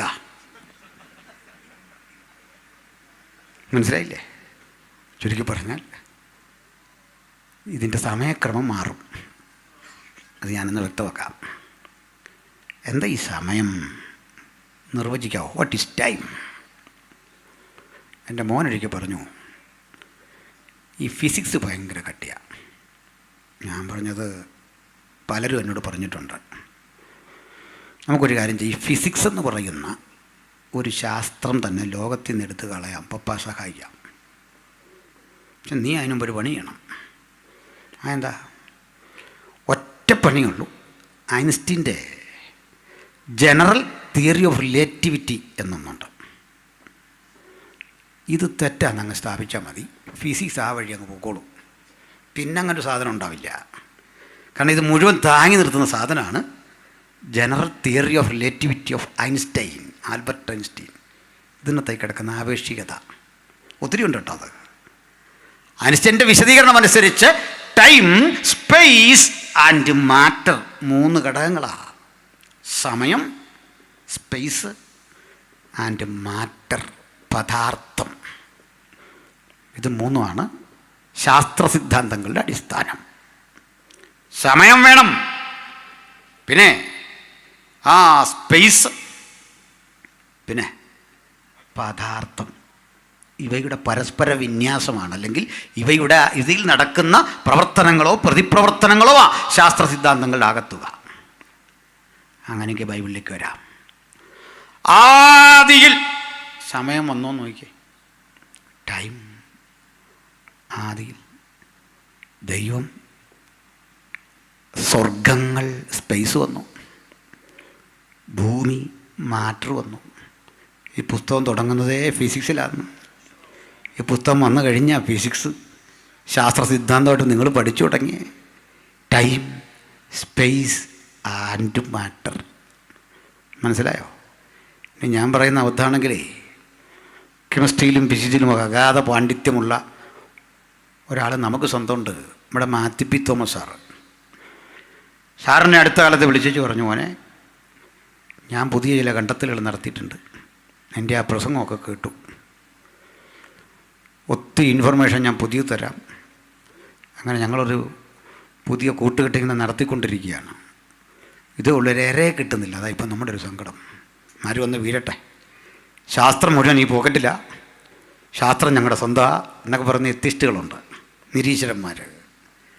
ഒരു കാര്യം തുറന്നു പറയട്ടെ, വിജ്ഞാനം കൊണ്ട് ദാരിദ്ര്യരേഖയ്ക്ക് വളരെ താഴെ താമസിക്കുന്ന പാവങ്ങളാണ് ഈ നിരീശ്വരന്മാർ, സാധുക്കൾ.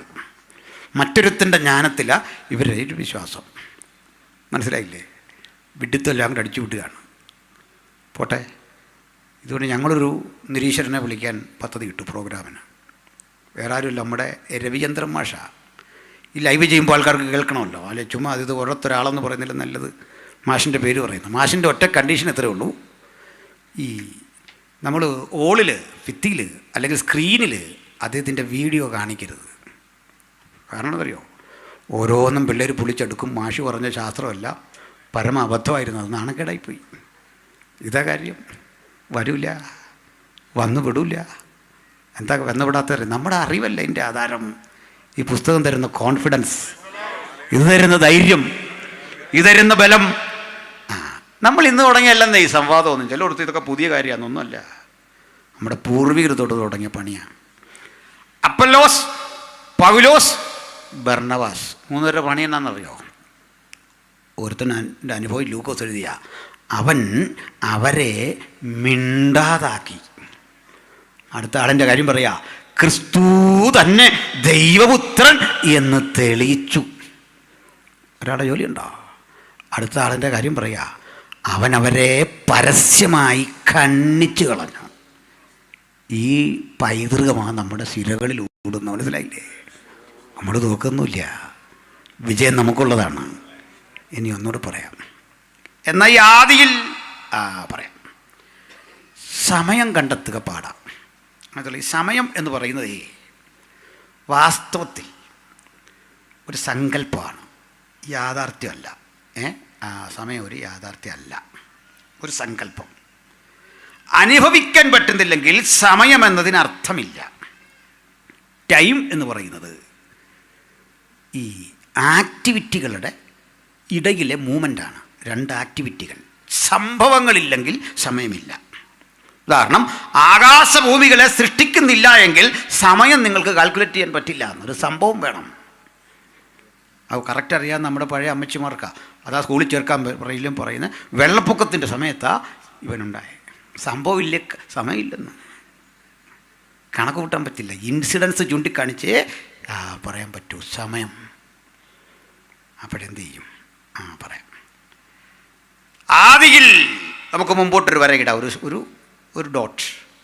ഇനി ഇങ്ങനെ പോവാ. ദൈവം സ്വർഗങ്ങളെ ഭൂമിയെ സൃഷ്ടിച്ചു, സന്ധ്യായുഷസ്സുമായി അങ്ങനെ വന്ന് ഈ 2024 വരെ ഇതാ ഇങ്ങനൊരു രേഖ വരച്ചു പോകാം. അതാ ലോകം ചെയ്യുന്നത്. ഞങ്ങളുടെ വര അങ്ങനല്ല. ഞങ്ങളുടെ വര ഒരു രേഖയല്ല. നിങ്ങളുടെ വര ശാസ്ത്രമായിട്ട് ഒക്കൂല സാറേ. എന്താ കാര്യം എന്നറിയണ്ടേ? ഞങ്ങൾ സമയത്തെയും ലോകചരിത്ര സംഭവങ്ങളെയും ഒക്കെ വിവക്ഷിക്കുന്നത് ഒരു വൃത്തമായിട്ടാണ്. ഒരു വൃത്തം. ഇതിന് തുടക്കം കണ്ടെത്താൻ പറ്റുമോ? ഇല്ല. അപ്പം പിന്നെന്ത് ചെയ്യും? ആദിയിൽ എന്നെഴുതണമെങ്കിൽ ഇവിടെ നിങ്ങൾ പേന കുത്തിയോ, ദാണ്ട് അവിടുന്ന് തുടങ്ങാം. ദാണ്ട് ഇതാണ് ആദി. വൃത്തത്തിൽ ഇവിടെ കുത്തി ആദിയിൽ ഇങ്ങനെ കാര്യാദികൾ പുരോഗമിച്ചു വരുമ്പോൾ മോശ പറഞ്ഞു കൊടുത്തു, ആദിയിൽ ദൈവം സ്വർഗങ്ങളെയും ഭൂമിയെയും സൃഷ്ടിച്ചു. കേട്ടുകേൾവി അത് മനസ്സിലാക്കിയ കുഞ്ഞുങ്ങൾ ചോദിക്കില്ലേ സ്വാഭാവികമായിട്ട്, അച്ഛാ അപ്പോൾ അതിനു മുമ്പ് എങ്ങനെയായിരുന്നു? നമ്മുടെ ഹൈസ്കൂളിലൊക്കെ എങ്ങനെ ചോദിച്ചാൽ മിണ്ടരുതെന്ന് പറയും. അഭിഷിക്തന്മാർ പറയുന്നത് കേട്ടാൽ മതി എന്ന് പറയും. അനങ്ങരുത്. നമ്മുടെ ബിജു കവിയോട് ചോദിച്ചാൽ മതി, എന്നെയൊക്കെ ഇങ്ങനെ എഴുന്നേപ്പിച്ചിത്ര നിർത്തിയിട്ടുണ്ടോന്ന് പറയും. ഇങ്ങനെ ചോദ്യം ചോദിച്ചു വെച്ചാൽ മിണ്ടരുത്. അങ്ങനെ എഴുന്നേപ്പിച്ച് നിർത്തും. അപ്പോഴേ ഈ ക്രമം നമുക്കൊന്ന് പഠിക്കാം, ഒന്ന് മനസ്സിലാക്കാം. എന്താ സംഭവിക്കുന്നത് അറിയണ്ടേ? നമ്മൾ പുതിയൊരു ലോകത്തിലേക്ക് പോവല്ല. ബൈബിളിൻ്റെ വീക്ഷണത്തിൽ മോശയ്ക്കാന്ന് ഉത്തരം അറിയില്ല, ഇതിനു മുമ്പ് എന്താ. പക്ഷെ മരിക്കും മുമ്പ് മോശ ഉത്തരം പറഞ്ഞിട്ടാണ് മരിച്ച. ഒരു പാട്ടങ്ങ് പാടി. സഹോദരൻ്റെ നിര്യാണ വേളയിൽ ഹൃദയാന്തർഭാഗത്ത് ബഹിർഗമിച്ച ചിന്തകളെല്ലാം കൂടി ഒരു പാട്ടാക്കി എഴുതി വെച്ചപ്പോൾ പറഞ്ഞു, കർത്താവേ നീ തലമുറയായി ഞങ്ങളുടെ സംഗീതമായിരിക്കുന്നു. പർവ്വതങ്ങൾ ഉണ്ടായതിനു മുമ്പ് നീ ഭൂമിയെയും ഭൂമണ്ഡലത്തെയും സ്ഥാപിക്കുന്നതിന് മുമ്പ്. ഉൽപ്പത്തിക്ക് അപ്പുറത്ത് ചാടി. കണ്ടോ? വൃത്തത്തിൻ്റെ അപ്പുറത്തേക്കൊരു യാത്ര. അതും അങ്ങ് വരെ ചെല്ലുന്നില്ല. നീ അനാദിയായും ശാശ്വതമായും ഞങ്ങളുടെ ദൈവമാകുന്നു. അങ്ങനെ ചരിത്രത്തെ അങ്ങോട്ടും ഇങ്ങോട്ടും മോശയൊന്ന് പായിച്ചിട്ടു, വരവരച്ചിങ്ങനെ ഇട്ടു നമുക്ക് പൂരിപ്പിക്കാൻ. പിന്നാലെ വന്ന യോഹന്നാൻ പറഞ്ഞു, അതിനും അപ്പുറത്തൊരു ആദിയുണ്ടേ. എവിടെ? അത് പറഞ്ഞു കൊടുത്തു. ആദിയിൽ വചനമുണ്ടായിരുന്നു, ലോഗോസ്. വചനം അന്ന് ദൈവമായിരുന്നു. വചനം ദൈവത്തോടു കൂടെ ആയിരുന്നു. ഇത് യേശു പൂരിപ്പിച്ചു തന്നു. എങ്ങനെ പൂരിപ്പിച്ചെന്നറിയണ്ടേ? യോഹന്നാന്റെ സുവിശേഷം 17-ാം അധ്യായത്തിൽ പറയുക, പിതാവേ, ലോകാരംഭത്തിന് മുമ്പ് നിന്റെ അടുക്കൽ എനിക്കുണ്ടായിരുന്ന മഹത്വത്തിലേക്ക് നീ എന്നെ കൈക്കൊള്ളണം. നമ്മൾ പോകുന്നൊരു പുതിയ ലോകത്തേക്കല്ല, ലോകാരംഭത്തിന് മുമ്പ് പുത്രൻ ഇരുന്ന ഇടത്തേക്ക് നമ്മളിങ്ങനെ കറങ്ങി വെളിപ്പാട് പുസ്തകം വഴി അവിടെ ചെല്ലുമ്പോൾ വീഥിയുടെ നടുവിൽ ദൈവത്തിൻ്റെയും കുഞ്ഞാടിൻ്റെയും സിംഹാസനം. ഇപ്പം മനസ്സിലായോ? ഏകദേശം ഇങ്ങനെ പോവാ നമ്മളിങ്ങോട്ട്. കാലത്തെ പിന്നോട്ടും മുമ്പോട്ടും ചലിപ്പിക്കാൻ കഴിയുന്നവനാ ദൈവം. പ്രൈസലോ. നമുക്ക് പുറകോട്ട് കാലത്തെ ചലിപ്പിക്കാൻ വയ്യ. നമുക്കിത് ഫെബ്രുവരി 8, അത് 7 കഴിയില്ല. പക്ഷെ തമ്പുരാന് പുറകോട്ടും പ്രപഞ്ചത്തെ ചലിപ്പിക്കാം, മുമ്പോട്ടും ചലിപ്പിക്കാം. സമയം ഒരു സങ്കല്പമാണ് അവിടെ നമ്മളെ സംബന്ധിച്ചിടത്തോളം. ഇനിയും അത് മനസ്സിലാത്തവർക്ക് വേണ്ടി മറ്റൊരു ഉദാഹരണം പറയാം. നമ്മുടെ കൊച്ചറയിലെ പാസ്റ്റർ ഒരു തീരുമാനമെടുത്തു, ഭൂമിയോട് ഏറ്റവും അടുത്ത നക്ഷത്രം വരെ ഒന്ന് പോകണം. അപ്പോൾ വീട്ടുകാർ പറഞ്ഞു, അച്ഛാ അത് വേണോ? അതൊക്കെ വേണോ? അത്രയും പോകണോ? എനിക്ക് പോകണം. ശരി. 33 പ്രകാശവർഷം അകലെയാണ്. എങ്ങനെ പോകും? അത് 33 പ്രകാശവർഷം അകലെ അതേ വേഗത്തിൽ പോകുന്ന ഒരു വണ്ടി കിട്ടിയാൽ മതി. അങ്ങനെ ഫ്ലൈറ്റൊന്നും ആരും കണ്ടുപിടിച്ചിട്ടില്ല. ഒരു പ്രകാശവർഷം അറിയാമല്ലോ. അപ്പോൾ 33 പ്രകാശവർഷം ഏറ്റവും അടുത്താണ്. പാസക്ക് അവിടെ പോകാൻ ഭൂമിയിലെ 33 ദിവസം മതി. 33 വർഷം. തിരിച്ചു ഭൂമിയിൽ വരാനും 33 വർഷം. ആകെ 66. തിരിച്ചു വരുമ്പോഴേക്ക് നമ്മളെയൊക്കെ ഒന്ന് പരിചയപ്പെടാൻ നോക്കുമ്പോൾ നമ്മളാരും ഇവിടെ ഇല്ല. കാരണം 66 വർഷം കഴിഞ്ഞു. അദ്ദേഹത്തിൻ്റെ കൊച്ചുമക്കളൊക്കെ ഇപ്പോൾ അപ്പച്ചന്മാരായി. പക്ഷെ പുള്ളിക്ക് ഒരു മാറ്റമില്ല, ഇച്ചിരൂടെ സുന്ദരനായിട്ട് വന്നിരിക്കുക. അദ്ദേഹം വന്ന് പുള്ളിക്കാരിയെ വിളിക്കുന്നില്ല, മക്കളെ വിളിക്കുന്നു. അവസാനം ചോദിച്ചു ആരാന്ന് ചോദിച്ചപ്പോൾ പറയും ഇന്നരാ. പിന്നെ മനസ്സിലാകും നീ 66 വയസ്സുള്ള പിള്ളേർ അതിൽ ഓടി നടക്കുമ്പോൾ കൊച്ചുമക്കളാണ്. എന്താ കാര്യം എന്ന് പറഞ്ഞാൽ ഇദ്ദേഹത്തിനൊന്നും വരാഞ്ഞേ വേഗത കാരണം ഈ സ്ഥലവും കാലവും ഒന്നും തന്നെ സ്വാധീനിച്ചില്ല, ഭൂമിയിലെ ഘടകങ്ങളൊന്നും സ്വാധീനിച്ചില്ല. പിടികിട്ടിയോ? അപ്പോഴേ ദൈവം എന്ന് പറയുന്ന വ്യക്തി സ്ഥലം ബാധിക്കില്ല, സമയം ബാധിക്കില്ല, പദാർത്ഥം ബാധിക്കില്ല. മനസ്സിലായില്ല? ഒന്നുകൂടെ പറയാം. നമ്മളിത് പ്രാർത്ഥിക്കുക, കർത്താവേ നിൻ്റെ സാന്നിധ്യം ഞങ്ങളുടെ മധ്യത്തിലേക്കൊന്ന് അയക്കണേ. കർത്താവിൻ്റെ മാനെ ഞാനിപ്പോൾ ഒക്കലഹോമായില്ല, 2 മാസമായി പോയിട്ട്. കുമളി വരെ ഞാൻ വരുന്നുണ്ട്, പഴയതുപോലൊന്നും വയ്യ. ഇങ്ങനെ പറയുമോ? ഇല്ലെന്ന്. കാരണം ഒക്കലഹോമായിലും ചന്ദനിലും ഇവിടെ ഒറ്റ ദൈവം ഒരുപോലെ. മലയാളത്തിൽ മനോഹരമായൊരു പരിഭാഷയാ, ഗതിഭേദങ്ങളുടെ ആച്ഛാദനമില്ല, ഒരെഫക്റ്റും അവനെ ബാധിക്കില്ല. സ്തോത്രം, പ്രൈസ് ദി ലോർഡ്. ഇനി അടുത്തൊരു കാര്യമുണ്ടേ.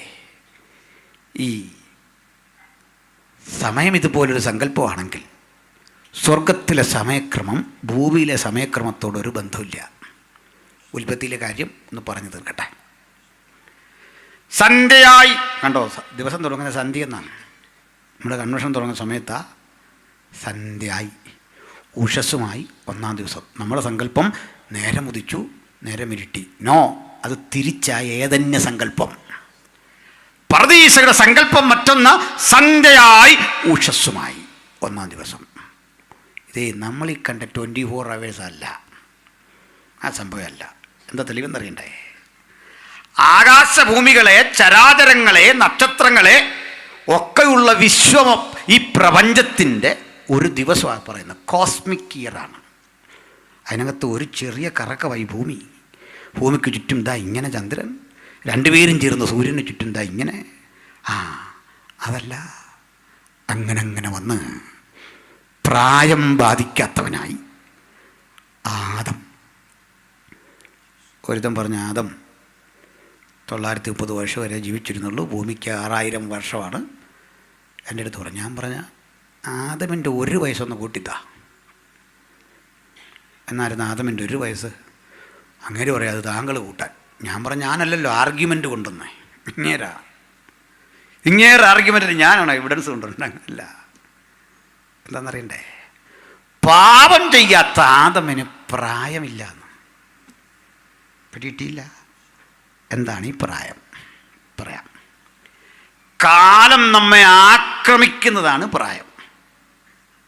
കാലം നമ്മളെ ആക്രമിക്കുന്നില്ലെങ്കിൽ തല നരയ്ക്കില്ല, കണ്ണ് കുഴിയില്ല, കവളൊട്ടൂല, കാഴ്ച കുറയില്ല, ഓർമ്മശക്തി കുറയില്ല, ഒരുപോലെ ഇരിക്കുന്ന ഒരു മാറ്റം ഉണ്ടാവില്ല. പക്ഷെ ഇപ്പം ഇതൊക്കെ ഉണ്ടാകാൻ കാരണം എന്തറിയട്ടെ?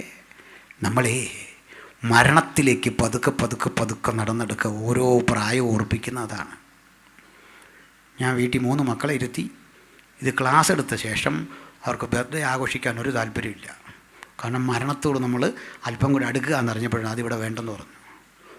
ബർത്ത്ഡേ ആഘോഷം വേണ്ട, ഓരോ ബർത്ത്ഡേയും നമ്മൾ മരണത്തോട് കുറെ കൂടി അടുക്കുക.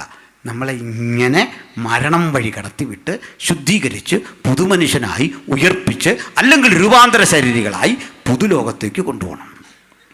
പാപം ചെയ്യുന്നില്ലെങ്കിൽ ആദം അതേ ശരീരത്തിൽ യുഗായുഗങ്ങൾ വസിക്കും. അതിനാ ജീവവൃക്ഷം, നന്മതിന്മകളെക്കുറിച്ചുള്ള അറിവിൻ്റെ വൃക്ഷം. ഇതൊന്നും കാണാൻ വച്ചല്ല, ഇത് സമയത്തിന് കൊടുക്കാൻ വച്ച, ഇപ്പോഴല്ല, നമുക്ക് തോന്നുമ്പോഴല്ല. തെളിവെന്താണെന്നറിയണ്ടേ? ജയിക്കുന്നവന് ഞാൻ ജീവവൃക്ഷത്തിൻ്റെ ഫലം കാണാൻ കൊടുക്കുമെന്നല്ല, തിന്മാൻ നമുക്ക് വച്ചിരിക്കുന്ന ഒരു ദിവസം. എന്നിട്ടേ മനുഷ്യൻ ആ വിധത്തിൽ അഭിവൃദ്ധിപ്പെട്ട് പുതുവാന ലോകത്തിലേക്ക് പറിച്ചു നട്ട് അതിൻ്റെ ക്യാപിറ്റൽ സിറ്റി എന്ന് വിശേഷിപ്പിക്കാവുന്ന തൻ്റെ കാന്തയായ സഭയും ആ കർത്താവ് ഒരുമിച്ചുള്ള ആ പുതിയ യെരൂശലേം എന്ന മനോഹര നഗരം കാട്ടിയിട്ട് ആ നഗരത്തിൽ ഇപ്പം നിങ്ങൾക്ക് കാണാം ഒരു പുതിയ സമയക്രമം, അവിടെ ഒരു പുതിയ മാസ സംവിധാനം. ആ മാസ സംവിധാനത്തിൻ്റെ ക്രമം പറയുകയാണ്. അവിടെ രാത്രിയില്ല. നമ്മുടെ ക്ലാസ്സിലെ പീരിയഡുകൾ പോലെ ഒരു സമയക്രമം വച്ചിട്ട് മാസത്തിൽ അതത് തരം ഫലം കായ്ക്കുന്ന 12 വിധ വൃക്ഷം. ഇനി അടുത്താണ് അയച്ചു അപകടം ഉണ്ടാക്കുന്ന അടുത്തൊരു പാദത്തിലൂടെ പോകാം. വൃക്ഷത്തിന്റെ ഇല ജാതികളുടെ രോഗശാന്തിക്ക് ഉതകുന്നു. കണ്ടോ? ഇപ്പോഴും ചില ആൾ വിചാരിച്ചിരിക്കുന്ന അവിടെ സ്കോപ്പ് ഉണ്ടെന്നാ ഈ രോഗശാന്തിക്ക്. മനസ്സിലായില്ലേ? അത്ഭുത വീരശൂര പരാക്രമികൾ കൊടുത്തിരിക്കുക അവിടെയും വഴിയുണ്ടെന്ന്, അവിടെയും വിടുതലാണ്. അല്ല, ഞാൻ അടുത്ത കാലത്ത് പ്രസംഗിച്ചേ നിത്യതയിലും കർത്തൃമേശ ഉണ്ടെന്ന് പറഞ്ഞു. വലിയ വിവാദമായിപ്പോയി ആ പാഠ വിഷയം. ഇതൊക്കെ എന്തോ ഈ പറയുന്നത് ചോദിച്ചു. ഞാൻ ഞങ്ങാതി ബൈബിളിൽ കിടക്കല്ലേ, മുന്തിരിവള്ളിയുടെ അനുഭവത്തിൽ നിന്ന് ഇനി ഞാൻ കുടിക്കണേ പിതാവിൻ്റെ രാജ്യത്തിലുള്ളെന്ന് പക്ക എഴുതി വെച്ചിട്ട് അതിൻ്റെ അർത്ഥം എന്താ? അവിടെ സംഭവമുണ്ട്. മനസ്സിലായോ? അവിടെ ഉണ്ട്. അതെന്തിനാണെന്നറിയണ്ടേ? നിത്യതയിൽ ചെന്നാലും മറക്കാൻ പാടില്ലാത്തൊരു കാര്യമുണ്ട്, ക്രൂശ്. ഞാൻ വരുവോളം എൻ്റെ മരണത്തെ പ്രസ്താവിക്കും. അവിടെ ചൊല്ലുമ്പോഴും ക്രൂശിനെ ഓർക്കുന്നത് എന്തിനാണെന്നറിയണ്ടേ? പിന്നെ അവിടും തന്നെ അതിൻ്റെ കാർമ്മികൻ നമ്മോട് കൂടെ കർത്താവ് കൊണ്ട്. കാരണം ആ ക്രൂശ് മരണമാണ് നമ്മളെ ഇവിടെ എത്തിച്ചതെന്നുള്ള നന്ദി കരേറ്റാൻ അന്നും ഉണ്ടത്. വണ്ണൻ റൊട്ടിയൊന്നും ആയിരിക്കില്ല, മറഞ്ഞിരിക്കുന്ന മന്ന. ഹല്ലേലൂയ! ആരും ഇതുവരെ ടേസ്റ്റ് ചെയ്തിട്ടില്ലാത്ത സവിശേഷതയുള്ള മനുഷ്യൻ മല്ലന്മാരുടെ ഭോജനം തിന്നു, ശക്തന്മാരുടെ ആഹാരം ഭുജിച്ചുകൊണ്ട് ആ സങ്കല്പലോകമെന്ന് എന്ന് പറയാവുന്ന സങ്കല്പങ്ങൾക്ക് അതീതമായ ആ ലോകത്തിരുന്നു കൊണ്ട് നമ്മൾ കർത്താവിനെ ആരാധിക്കും. ഇനി ആ രോഗശാന്തി, ഇവിടെ കിടക്കുന്ന ഗ്രീക്ക് പദം, ഇതിൻ്റെ ഇല കഴിച്ചാൽ തെറാപ്പിയോൺ സംഭവിക്കും. തെറാപ്പിയോൺ, യു നോ വാട്ട് ഈസ് തെറാപ്പിയോൺ? നമ്മുടെ ജോയമ്മ ആൻറ്റി ഇവിടെ ഇരിപ്പുണ്ട്. ഇത് ഗ്രീക്കും ഹീബ്രുവും ഒക്കെ അരമായിക്കും ഒക്കെ അരച്ച് കലക്കി പഠിച്ച ഒരു കർത്തൃദാസിയാണ്. ഈ നാട്ടുകാരിയാണല്ലോ. ചോദിച്ചാൽ മനസ്സിലാവും. വാട്ട് ഈസ് തെറാപ്പിയോൺ? എന്താ തെറാപ്പിയോൺ എന്നറിയണ്ടേ? നിങ്ങൾക്കറിയാം തെറാപ്പി ആ പദമൊക്കെ വന്ന അവിടുന്ന. നിങ്ങൾ ഈ മെഡിക്കൽ ലൈനിൽ ഉപയോഗിക്കുന്ന പല പദവും നമ്മുടെ പുസ്തകത്തിൽ നിന്ന് പോയതാ, നീനകത്തുനിന്ന് പോയതാ. ഗുനൈ, യേശു തൻ്റെ അമ്മയായി മറിയെ വിളിച്ചു ഗുനൈ, അർത്ഥം സ്ത്രീയെ. ഗുനൈ അതിൽ നിന്ന് ഗൈനക്കോളജി. പൈഡിയ അതാ കുഞ്ഞ്, പീഡിയാട്രീഷ്യൻ അതിൽ നിന്നുണ്ടാകുന്ന. ഒഫ്താൽമോസ് അതാ കണ്ണ്. ഞാൻ നിൻ്റെ ഹൃദയങ്ങളെയും ഉൾപ്പൂവുകളെയും അറിയുന്ന ദൈവം. എനിക്ക് എൻ്റെ കാർഡിയ കായ് നെഫ്രോൺ ഇത് രണ്ടും അറിയാവുന്ന. ഗ്രീക്കിൽ കിടക്കുന്ന ഇങ്ങനെ ചുരുക്കത്തിൽ നമ്മുടെ ഇന്ന് പോയ സാധനമൊക്കെ ഉള്ളെന്ന്. ഇതൊക്കെ വെച്ചിട്ടാണ് ഞങ്ങളെ ശാസ്ത്രം പഠിപ്പിക്കാൻ വരിക. മനസ്സിലായില്ലേ? വളർന്നിട്ടില്ലതിന് ആകുമ്പോൾ ഞങ്ങൾ പറയാം. മനസ്സിലായില്ലേ? പ്രാർത്ഥനാ മനുഷ്യരായ ആയിരക്കണക്കിന് സയൻറ്റിസ്റ്റുകളെ ഉൽപ്പാദിപ്പിച്ച മാർഗമാണ് ക്രിസ്ത്യാനിറ്റി. ലോകത്ത് പ്രതിഭാശാലികൾക്ക് കിട്ടുന്ന ഏറ്റവും വലിയ അംഗീകാരം നോബൽ പ്രൈസ് ആണെങ്കിലേ അത് കരഗതമാക്കിയ 69% ആളുകളെ ഈ പുസ്തകം വായിച്ചവരാ. പഴയ നിയമമോ പുതിയ നിയമമോ വായിച്ചവർ. അഭിമാനമല്ലേ? ഞങ്ങളെ ശാസ്ത്രം പഠിപ്പിക്കാൻ ഇറങ്ങിയ രവിമാഷിൻ്റെ കുഞ്ഞുങ്ങളെ, നിങ്ങളുടെ ശതമാനക്കണക്ക് കേൾക്കണോ? നൊബേൽ പ്രൈസിൻ്റെ 9%. ഇതും കൈവച്ചോണ്ടാണ് വരുന്നത് ഞങ്ങളുടെ അരികിലേക്കോ. വില മനസ്സിരിക്കട്ടെ, അത് കൈവച്ചാൽ മതി, എടുക്കൂല ഇങ്ങോട്ട്. എന്തിനാ പറഞ്ഞേ? ഈ പുസ്തകം പഠിച്ചവർക്കൊക്കെ ഒരു കാര്യം മനസ്സിലാവും. നമ്മൾ ഉൽപ്പാദിപ്പിച്ച പ്രതിഭകളെ കേൾക്കണ്ടേ? Gregor Mendel, Albert Einstein, Isaac Newton, Michael Faraday. എത്ര പേരെ വേണം? നിങ്ങളുടെ ഒന്ന് പറഞ്ഞാൽ കേൾക്കട്ടെ. ഒന്ന് പറ, ശ്വാസം വിടാതെ. അണ്ട് ഈ പുസ്തകം കാലത്തെ അതിജീവിച്ച ഉജ്ജ്വലമായ ദൈവത്തിൻ്റെ വചനത്തിൻ്റെ ക്രോഡീകരിക്കപ്പെട്ട രേഖയാണ്. നീട്ടണില്ല. ഇന്നേ ഉടൻ വിട്ട് പിരിയുമ്പോൾ ഒരു കാര്യം ആലോചിച്ചോണം. ഈ പുസ്തകത്തിന് തെറ്റുപറ്റിയിട്ടില്ല. തെറാപ്പി കിട്ടുമെന്ന് ഈ ഇല കഴിച്ച എന്താണെന്നറിയണ്ടേ? പറയാം. ഈ നിൽക്കുന്ന വൃക്ഷത്തിൻ്റെ ഒരു ഇലയുടെ ഗുണം ദൂതൻ പറഞ്ഞു കൊടുക്കുക അങ്ങോട്ട്. കുഞ്ഞേ, നമ്മൾ ചോദിക്കല്ലോ ഓരോ മരം കണ്ടാൽ ഓരോരുത്തരോട് ചോദിക്കില്ലേ, പപ്പായോടൊക്കെ പണ്ട് ചോദിക്കില്ല, ഇതെന്താ? നമ്മുടെ പപ്പായും മമ്മിയൊക്കെ പറഞ്ഞ പകുതിയും കൊള്ളാത്ത കാര്യങ്ങളായിരുന്നു. അന്നേരം നമ്മുടെ കരച്ചിൽ മാറ്റാൻ വേണ്ടി പറഞ്ഞു വെച്ച കാര്യമല്ല നമ്മുടെ മനസ്സിൽ കിടക്കുന്നത്. മനസ്സിലായില്ലേ? നമ്മുടെ ഓയൻവീടിൻ്റെ ഒരു കവിതയിൽ കുഞ്ഞു ചോദിക്കുന്നൊരു ചോദ്യമുണ്ട്. ആ ചോദ്യങ്ങൾ വളരെ നിഷ്കളങ്കമായിട്ട് ആ മറുപടിയേ പറയാറുള്ളൂ. എന്തിനെ പൂക്കൾ വിടരുന്നു ഉണ്ണിയെ കാണാൻ കൊതിച്ചിട്ട്, എന്തിനെ തുമ്പികൾ പാറുന്നു ഉണ്ണിയെ കാട്ടിക്കൊതിപ്പിക്കാൻ. അപ്പോൾ കവിക്ക് അത്രേ പറയാൻ പറ്റൂ, അമ്മയ്ക്ക് ഇത്രേ പറയാൻ പറ്റൂ. പക്ഷേ ഈ അറിവിൻ്റെ മുമ്പിൽ പതറി നിൽക്കുന്ന യോഹന്നാൻ ദൂതൻ്റെ അടുത്ത് ചോദിക്കുക, ഇതൊക്കെ എന്താ? ഈ മരം എന്താ? ഇത്തരമൊരു മരം ജീവിതത്തിൽ കണ്ടിട്ടില്ല. അതിൻ്റെ ആകർഷണീയത അമ്പരപ്പിച്ച് നിൽക്കുക. പറയാ കുഞ്ഞേ, ഇതിൻ്റെ ഇല കഴിക്കുമ്പോൾ തെറാപ്പി. എന്നാന്നറിയട്ടെ, ഇതങ്ങോട്ട് കഴിച്ചു കഴിയുകയും കഴിച്ച ആൾ എനർജറ്റിക് ആകുമെന്ന്. ഇതിൻ്റെ ഗുണമാണ് പറയുന്നല്ല, രോഗം മാറുമെന്നല്ല. എന്നാൽ രോഗം അവിടെ ഇല്ല. മനസ്സിലായില്ലേ? രോഗമൊക്കെ ഈ ഭൂമിയിലാണ്. അതുകൊണ്ടാണ് ഇപ്പോൾ രോഗശാന്തി ഉള്ളത്. ചില ആൾ പറയും ദൈവം ആ വന്ന വഴിക്ക് രോഗശാന്തി എല്ലാടെ പിൻവലിച്ച് ദൂരോട്ട് കളഞ്ഞു. ഇപ്പോൾ നമ്മുടെ ഈ ആകപ്പാടൊരു പുസ്തകമുള്ള രോഗശാന്തിക്ക് പകരം ഈ പുസ്തകം. ഞാനൊരുത്തരോട് ചോദിച്ചു, ഈ പുസ്തകം കൈ വന്നപ്പോഴാണോ, പ്രിൻ്റ് ചെയ്തപ്പോഴാണോ, കൗൺസിൽ കൂടി തീരുമാനിച്ചപ്പോഴാണോ, എപ്പോഴാണ് ഈ രോഗശാന്തി തീർന്നേ? ഇന്ന് വരെ ഉത്തരം കിട്ടിയിട്ടില്ല. ഇനിയും പറഞ്ഞാലും മതി, സമയമുണ്ടേ. ഭൂമിയിൽ വെച്ച നമുക്ക് രോഗശാന്തി, ഭൂമിയിൽ വെച്ച കൃപാവരങ്ങൾ, ഭൂമിയിൽ വെച്ച പ്രവചനം, ഭൂമിയിൽ വെച്ചാണ് ഇത്തരം വരങ്ങൾ തന്നത്. ഈ വരങ്ങൾ അംശമാണ്. ഒരു ദിവസം ഇതങ്ങ് നീങ്ങിപ്പോവും.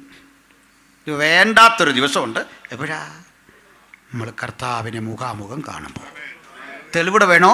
1 കൊരിന്ത്യർ 1:7 എഴുതി വെച്ചിരിക്കുക, ഇങ്ങനെ ഒരു കൃപാവരങ്ങളിലും കുറവില്ലാത്തവരായി നിങ്ങൾ നമ്മുടെ കർത്താവായ യേശുക്രിസ്തുവിൻ്റെ പ്രത്യക്ഷത കാത്തിരിക്കുന്നു. അവിടെ പറഞ്ഞു പാതി വരവില്ലാതെ കാത്തിരിക്കുന്നല്ല, ഒരു കൃപാവരങ്ങളിലും കുറവില്ലാത്തവരായി യേശുവിൻ്റെ പ്രത്യക്ഷത കാത്തിരിക്കുന്നു. കണ്ടല്ലോ?